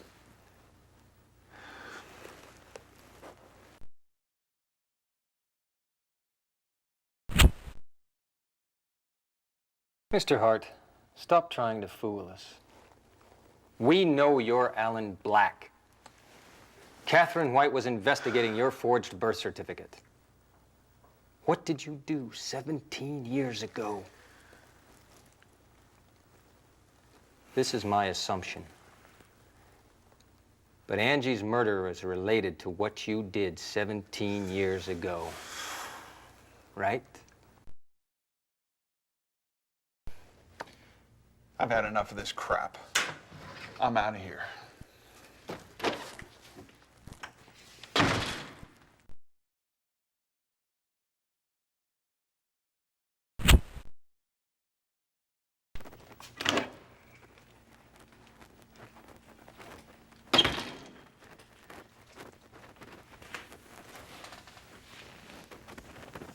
I have a session in the evening. Hurry up and let me out of here.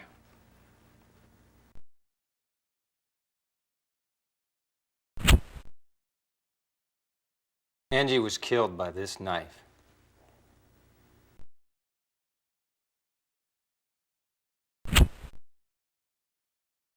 I don't know.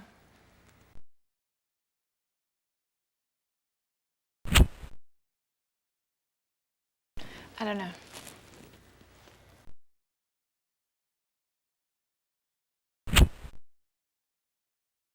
This ornament was found in Angie's bag. I also found the same thing in your room.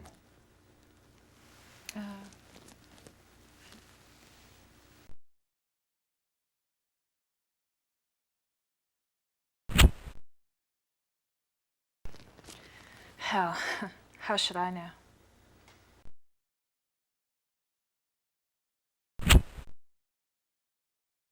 Can you explain why this pump was in your room?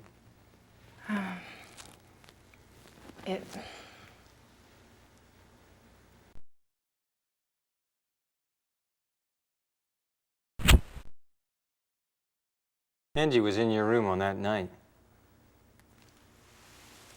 Did Angie visit you?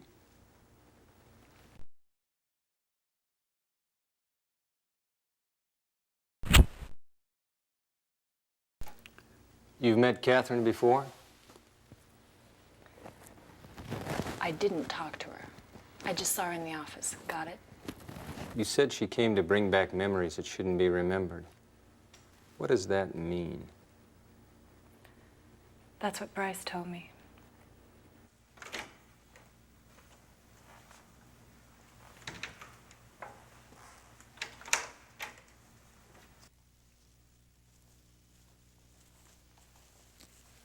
Who is that? What's happened? Must be serious. That woman came back to bring memories that I'd locked away. What? I thought I'd erased everything.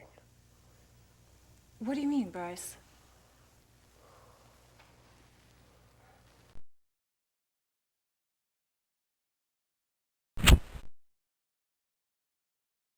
I'm telling you, Julia, if we search your room, we'll be able to find out right away if Angie was killed there. Yeah? So what? Did you do it? Maybe.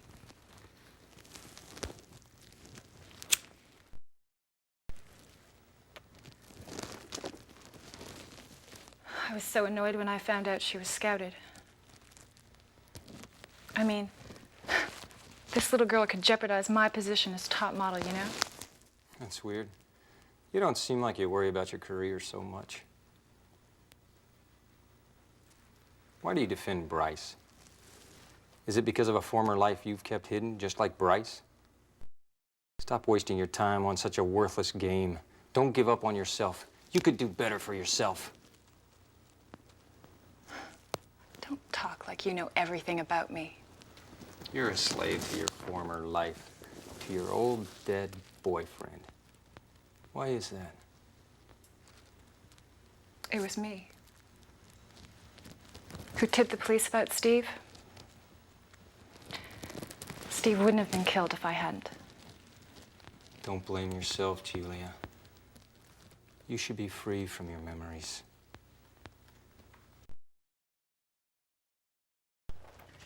I'm out of here.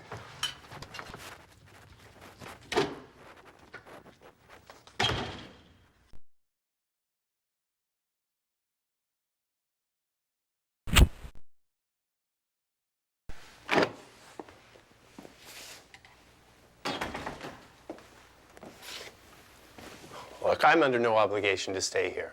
I mean, let me leave now. If you want to talk further, contact my lawyers. Come here, Mr. Rich. What do you want? I can't let you go. What are you doing? Hey, cut it out. What the hell's going on?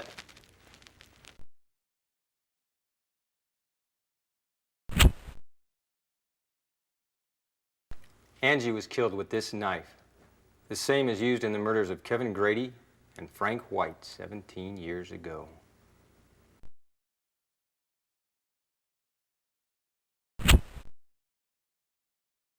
I don't know.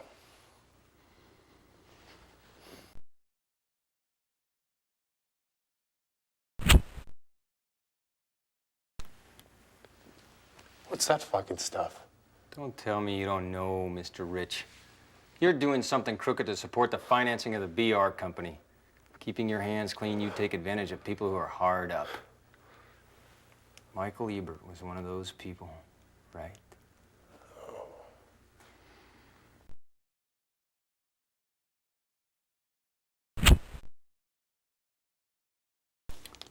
Have you seen this photograph before?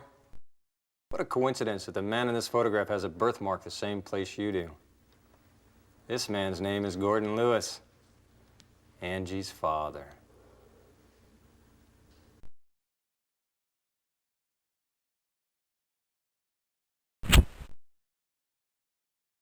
Does this look familiar to you? No. No fucking way. You had models smuggling dope using ornaments like this.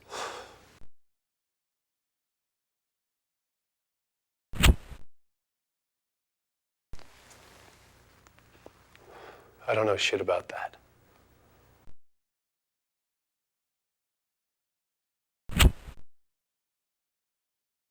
Angie was killed when she was wearing these pumps. This one was found in Julia's room. You should know the reason why it was there. It was,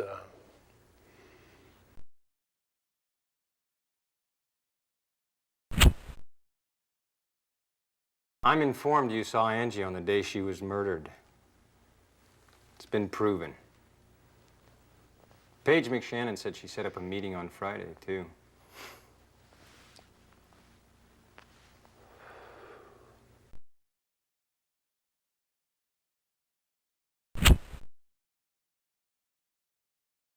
Julia witnessed Catherine as she called on you at your firm. well, it's...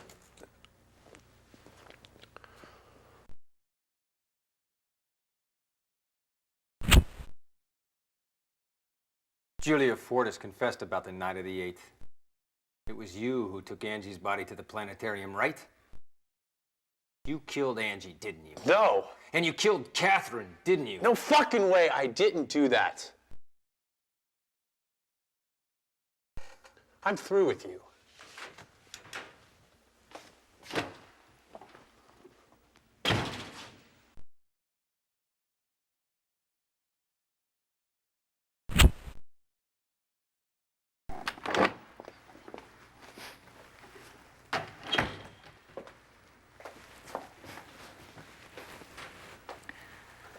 I've told you everything I know. What do you want from me? I found out what brought Catherine to Chicago. The man who presumably killed your father is listed on this paper.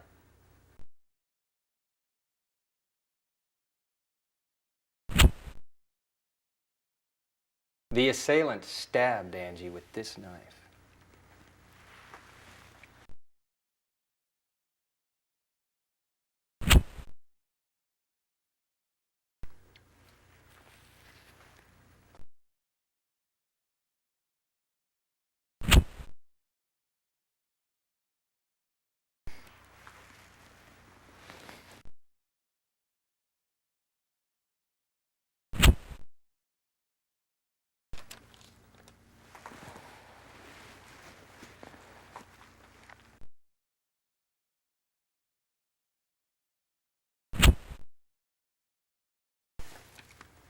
Why didn't you tell me you'd met Angie?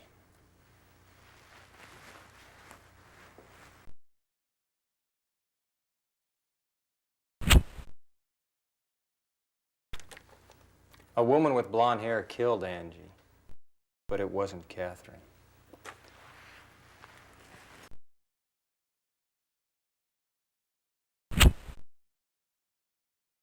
Catherine visited the people related to Angie, but it was another blonde woman wearing a coat, not Catherine. Catherine had no motive to kill Angie. There must be a person who had to or was motivated to kill Angie. Now, the question is, who was it? This person killed Angie to make some people feel sorry for what they had done in their former lives. This is my hope, that this person would appear to confess her sin before I have to go and get her. I don't have to put up with this. Goodbye.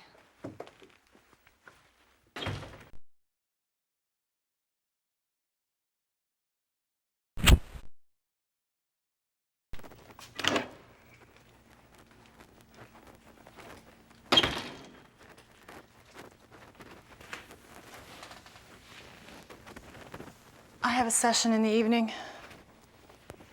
Hurry up and let me out of here.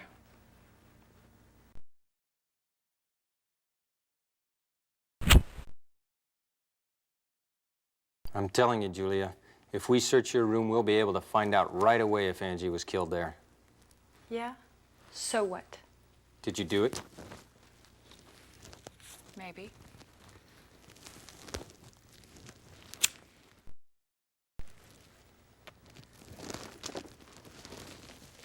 I was so annoyed when I found out she was scouted.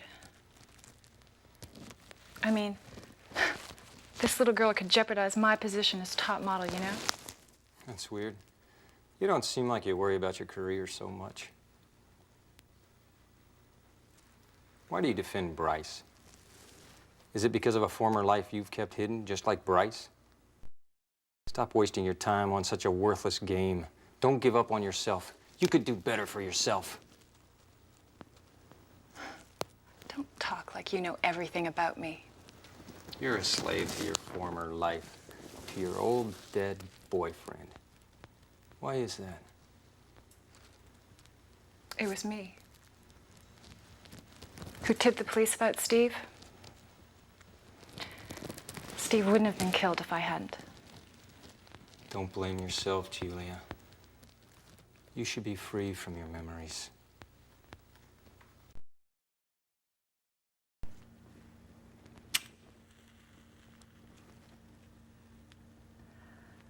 You know, so many guys paid attention to my body. But none of them were ever serious about me or cared about me. JB, this is the first time someone's ever worried about me.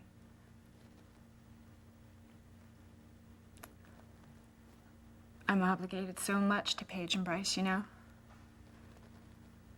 They helped me to make a clean break from that damn life I was living. So, they're convinced there's no way I could ever betray them. But I can't take it anymore. I think I should tell you everything. Beauty Vogue isn't doing as good as it looks. Management ran it into a corner. I mean, we were in a deadlock. So, Paige asked Bryce to finance. Bryce agreed on one condition, which was, he demanded that Paige help him in his other business, smuggling cocaine. Models were sent to South America to do sessions and brought back souvenirs, given to them by the local staff. You know, they never dreamed that cocaine was in the souvenirs. Paige pulled out the cocaine from the souvenirs and handed it to Bryce. Every time a new model was hired, it was their first assignment. Take it with you if you like. You can have it.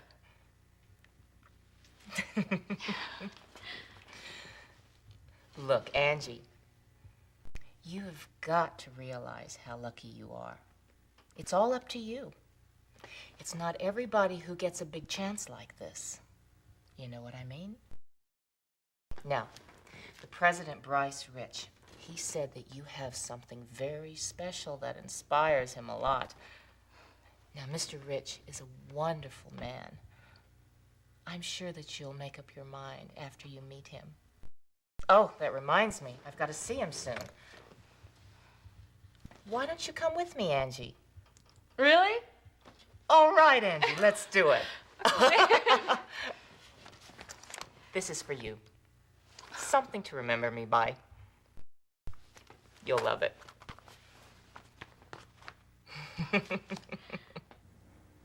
I knew Paige had her eye on Angie. I mean, I knew it was almost time for her to start hunting for a new model to replace me. It was such an irony. It was the girl that gave me the flowers, you know?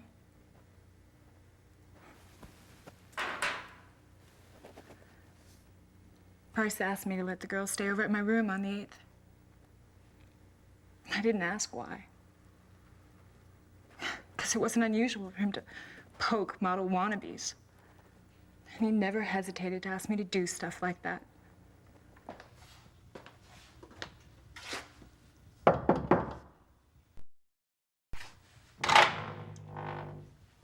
Excuse me, but Mr. Rich told me to wait here. Oh, it's you.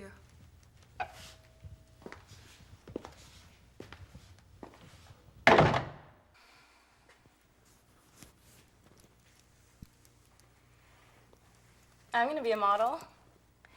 Well, it's a lot harder than it looks. You're not interested in a higher education or what? I want to be independent from my parents. I see. Everybody has their motive. Yeah.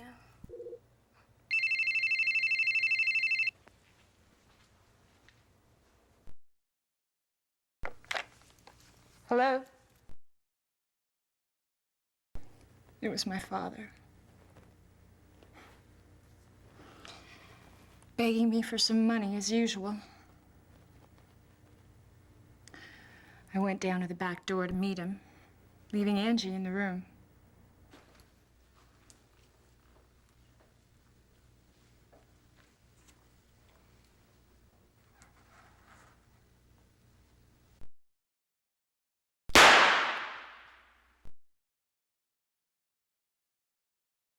When I returned to the room later, the door was open, and that girl was lying there. She was dead.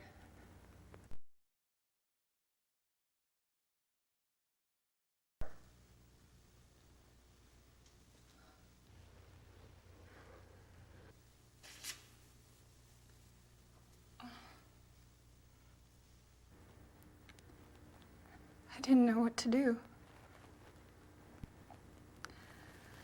I got a call from Bryce, and I told him what happened. He came by right away. He was shocked when he saw she was dead.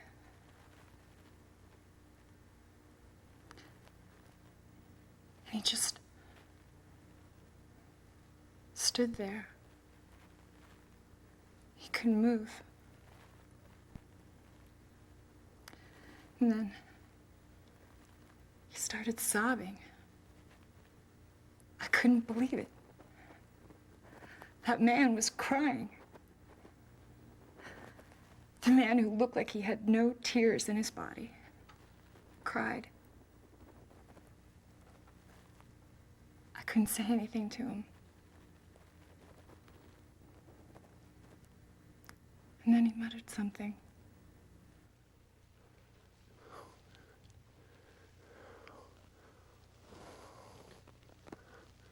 That woman,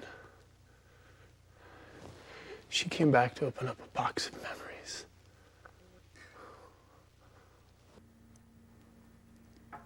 I helped him carry her body to the car. Bryce took it to somewhere. I cleaned the blood stain on the carpet, but I couldn't get it off. And then I realized there was the red pump next to the bed.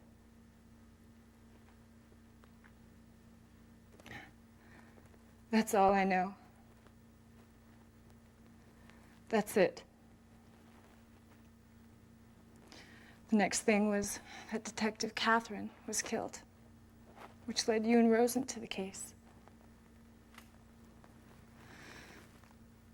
That's all I know.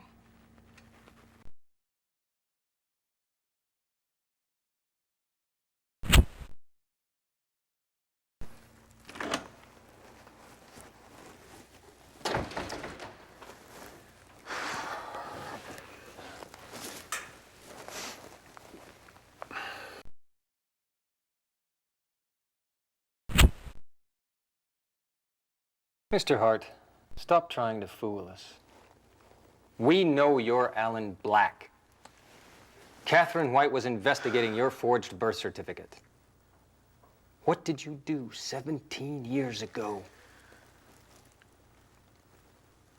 This is my assumption. But Angie's murder is related to what you did 17 years ago. Right?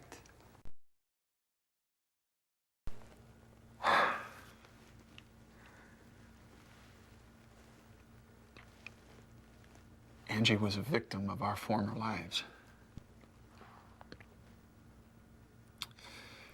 You're right. My real name is Alan Black.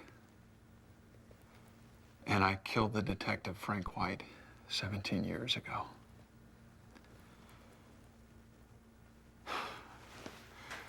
Melanie was a friend of mine, and we called her Maggie back then.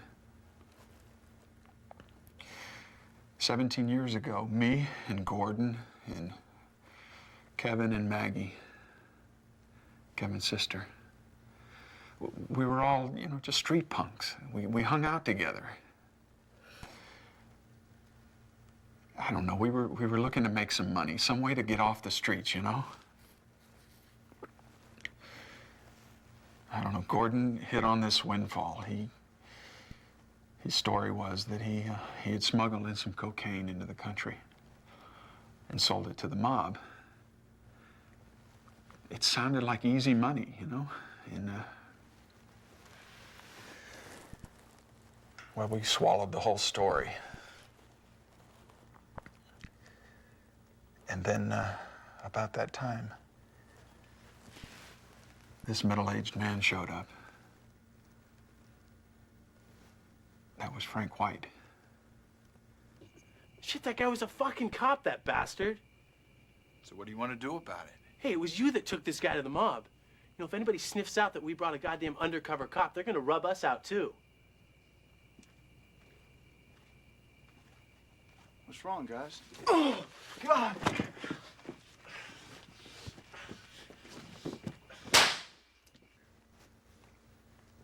Gordon, he asked the mob people to get rid of the dead body of Frank White.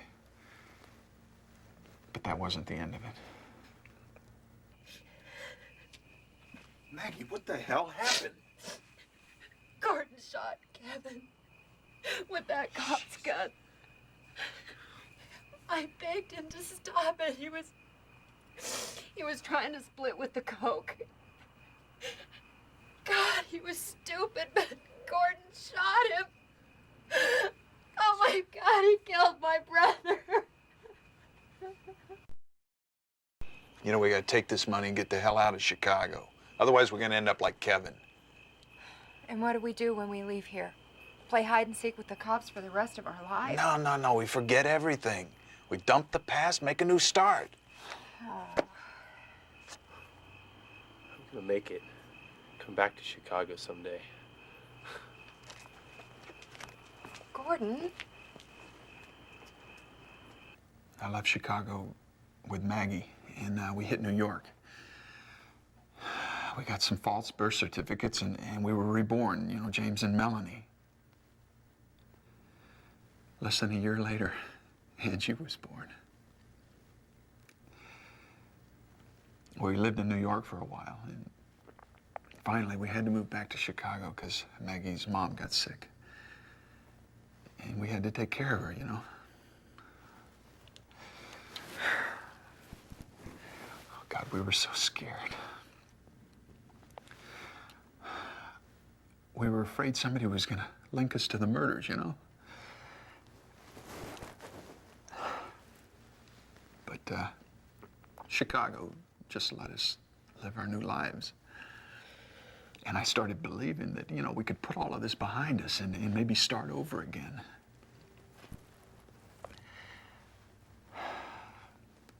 I don't know, I had a new family. A wife, a beautiful baby girl. It was everything I wanted.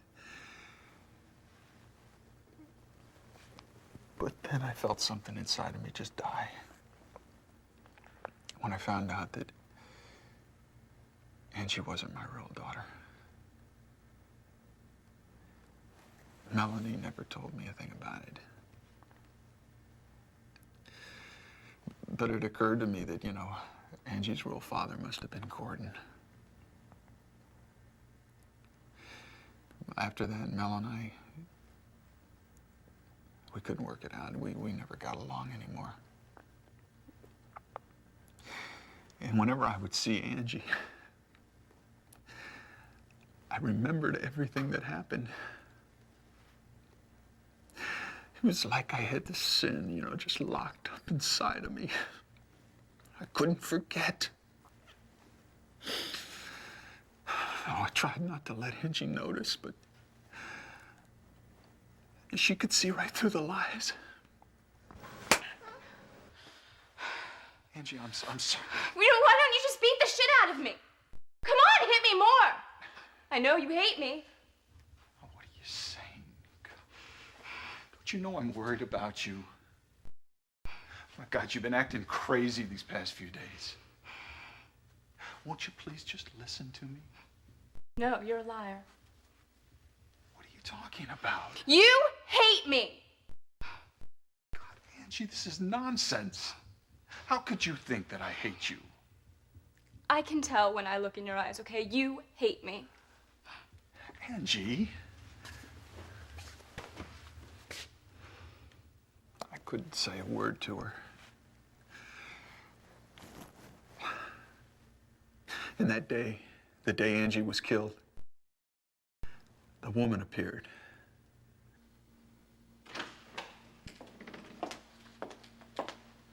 Oh, how can I help you?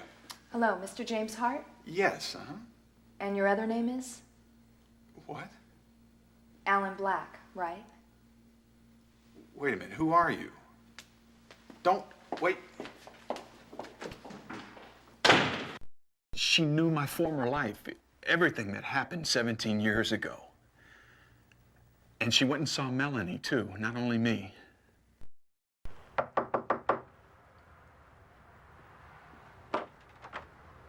Yes. Can I help you with something? Maggie? So now you're Maggie. Finally, I've got you. It's been a long way to come. I've been looking for you.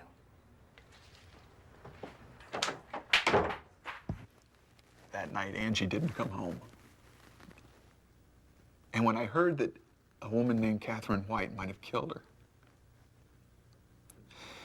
it struck me that, you know, that was the woman that came to see me. And I felt like Angie's death was like a punishment for what I'd done 17 years ago. Mr. Harold, the story that Angie was writing, it was like this mirror to her mind. It was about a girl who was killed by her father. She was suffering, knowing that her father had committed this crime in the past, and well, she tried to help him, but he killed her just to shut her up. There was no way Angie knew about the case, but I felt like she was reading my mind, you know. I was shocked reading it because it was my fault. What happened to Angie was my fault.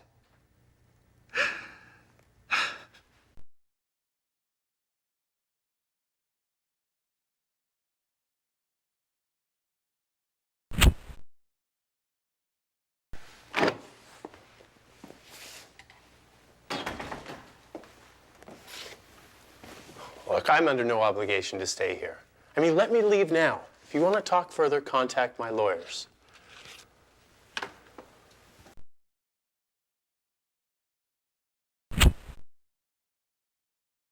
Julia Fortis confessed about the night of the 8th. It was you who took Angie's body to the planetarium, right?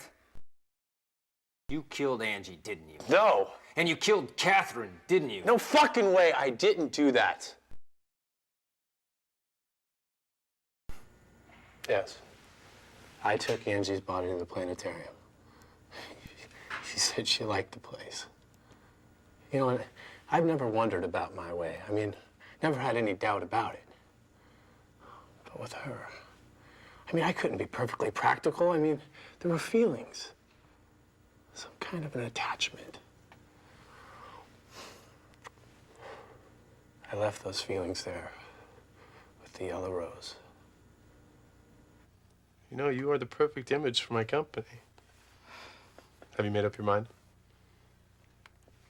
I don't know. I'm wondering if maybe you came to the wrong person. You've got star potential. It's gonna be okay. You are gonna be a big hit. Have you told your parents about this opportunity?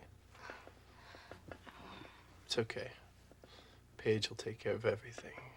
And I'm sure your parents won't mind having their daughter being a huge success.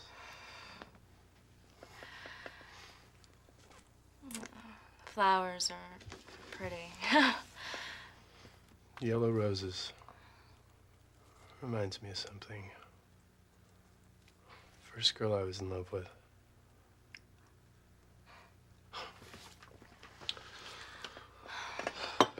Oh, jeez. I must be a little bit nervous. So, I don't even know your name. Angie. Angie Hart. Angie. It's a great name. Well, let me sleep on it, please. And I'll let you know on Monday. Monday. Okay. I'll pick you up at 5 o'clock. Where should we meet? How about in front of the planetarium? Planetarium? Yeah. I've loved that place since I was little. I used to like to look at the stars when I was a little kid, too. Oh. I've got this for you. I think it'll fit. I'd like to see you with this dress on the next time I see you. Okay. I mean, Angie was the perfect image for my new brand. I mean, she really inspired me a lot. I mean, and it felt like any inspiration that I had previously was lost. And I had the feeling that she could bring out my full potential. And I'd never felt that way before, you know? It was something. But I had no way of knowing that she was my daughter till that woman came to see me. Well, you don't have an appointment, but I would heartily invite a beauty like you into my office anytime. So why don't we get started? Where are you from originally? Connecticut. Hartford, correct? Look, if you already know all the answers to these questions, why don't we just skip to something more exciting? Do you remember a man named Gordon Lewis? Oh, come on. I don't know what you're talking about. You took a trip to California in the summer of '76? I don't remember. Gordon Lewis was in California about the same time as you. Obituary column. Bryce Rich, 20 years old. According to this article, you were killed in a car accident in California in '77. Who are you? Someone who knows who you really are. Your true name is Gordon Lewis. Oh, I don't know what the hell you're talking about, and I certainly don't know anything about any shit like that. You think you have completely made up your new life, don't you? But you can't just dump your former life. You know what? You've got a daughter. Her name's Angie Hart, the child of yourself and Maggie. I've made up my mind. Great, Angie. I love it. So, what did your parents say? This is my life. I'm the one who makes the decisions. They have no control over me. I don't want to go home. I don't want to live with them anymore. I mean, I was supposed to cut off my former life, get what I wanted. I mean, I never thought that I would regret it. But when I saw Angie, what that woman said came back to haunt me. You just can't dump your former life. Just stop! Please! Put it back, Kevin. It belongs to all of us. Stop, Kevin. I mean, please put it back! Don't worry, Maggie. He doesn't have the nerve to shoot me. He's just chicken shit.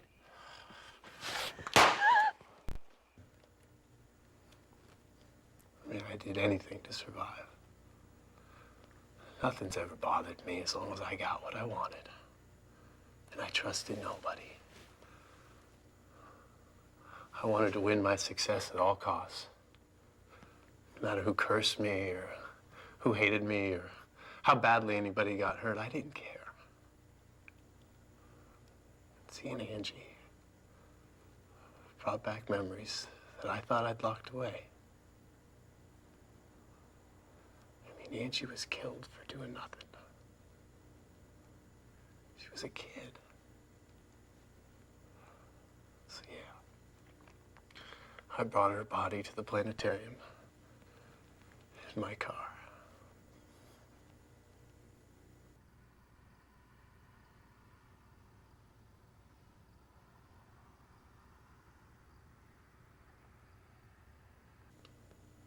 My life is nothing but lies and corruption. I mean, my own daughter shed blood. My wrongdoing can't be amended. That woman, she came to tell me how sinful I was.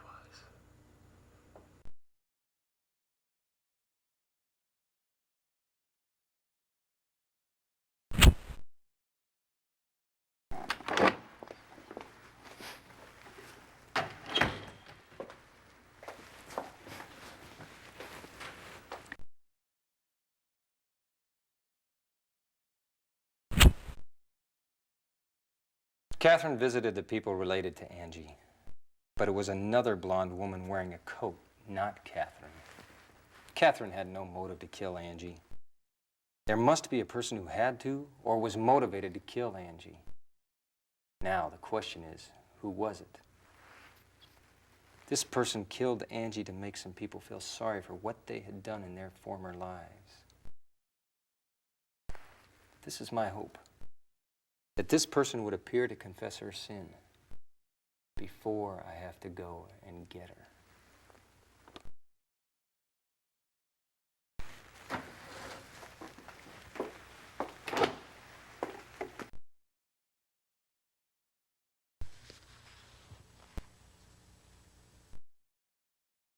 Relax. You can tell me everything that's on your mind.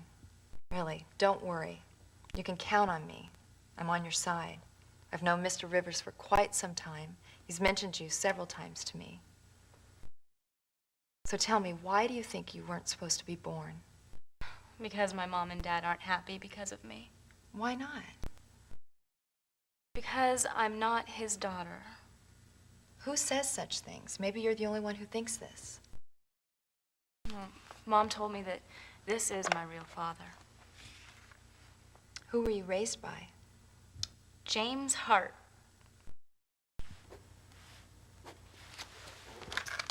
Hello? Hello. Hi, Catherine. What's up? I did it. I traced this guy, Alan Black. I found him here in Chicago. Alan Black? The man who was arrested for swindling confessed that he'd been involved in forgery. This man has forged birth certificates for over 20 years. He kept a record of all his clients.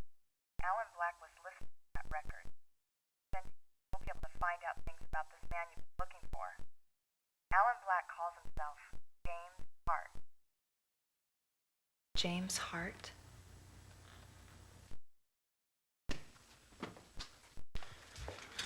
Help me, Cindy. Jesus, Michael, what's going on? Here, take this bag.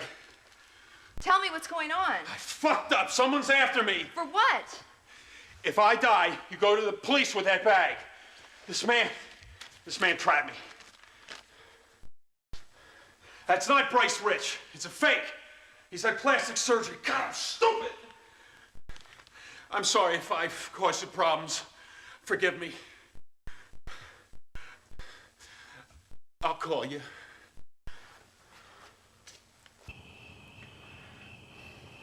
Frank should have known better. It was stupid to do a sting operation by himself. He was doing okay in the beginning, I guess. It looked like he was getting close to penetrating the mob. He underrated those punks.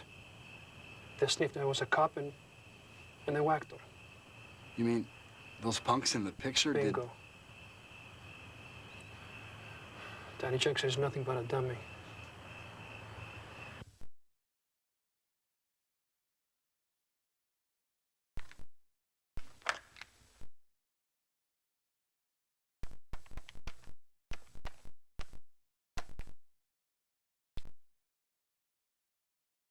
Now we'd better call in Cindy.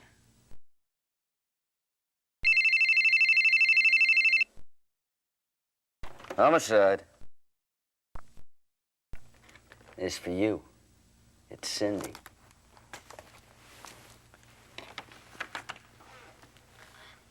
Cindy. I've got to see you. Can you come here? I'll be there.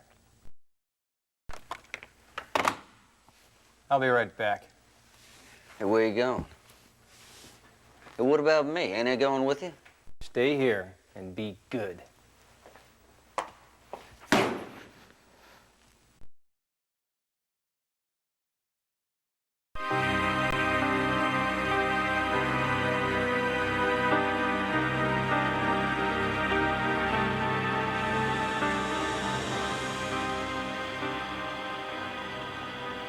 Catherine. JB, you should have known better. Revenge is the stupidest thing you can do. Please, Cindy, you must listen to me. That's what Catherine said. I was only 12 years old when my father died. He was an old-fashioned man. I mean, a very poor speaker and a stubborn man. You know that kind of person? He thought about nothing but his job. He wouldn't mind staying away from us day in and day out for the sake of his investigations. He came home once in a while, but he didn't spend much time with us. But I liked him anyway. I still remember his big shoulders and his strong hands. I used to sit around with my mom and wait for him to come home after settling a case. I just couldn't believe it when he died. I mean, when they placed him in that coffin and buried him under the ground, I realized it was the goddamn reality. I couldn't stop crying. My mother told me what a respectful detective he was. She said, "Dad is our pride. We must always remember how much we love him."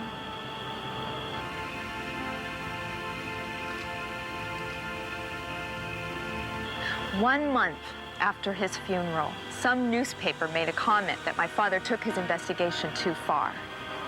So what you're saying is that your son was killed by the detective. Is that about right? Yes, absolutely. That detective used my son for his investigation. He pressured him into smuggling drugs. My Kevin was such a good boy. He would never, ever get involved in such a nasty mess as this. And I'm telling you, he was a victim of this investigation, and this detective put him up to committing the crime. He didn't give a damn what happened to Kevin. He was a bastard. He was the last person that should have been described like that. The newspapers just jumped on it because it was somewhat scandalous. They leaned more towards Kevin's mother's point of view and criticized Frank's investigation. My father's boss was a wimp. He did nothing to clear my father's name because he was afraid he might be blamed too. At the same time, my mother was slowly losing her mind. She woke me up many times in the middle of the night saying she couldn't sleep. She also started saying odd things like, "Frank hasn't come home yet." I couldn't help but just cry, holding her there. She just couldn't take it anymore. Not just his death, but him being reproached across the nation. Several years after my father's case had been forgotten, she died. She had a severe nervous breakdown and killed herself. I was 17. Just like my father was killed, she stabbed herself in the chest with a knife. She left nothing for me but the frustration that we could never clear my father's disgrace and a blood-stained knife. After she died, I went to college, supported by Catherine's father. I wanted to help people who had problems that they couldn't handle on their own, just like my mother. There was no hope for myself. I couldn't just throw away the hate I had inside me.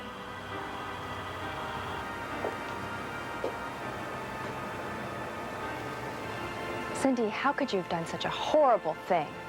It's too stupid. Cindy, why? I found the blood-stained knife and the cocaine in your room. You should have known better. Revenge is the stupidest thing you could have done. Cindy, you've got to listen to me.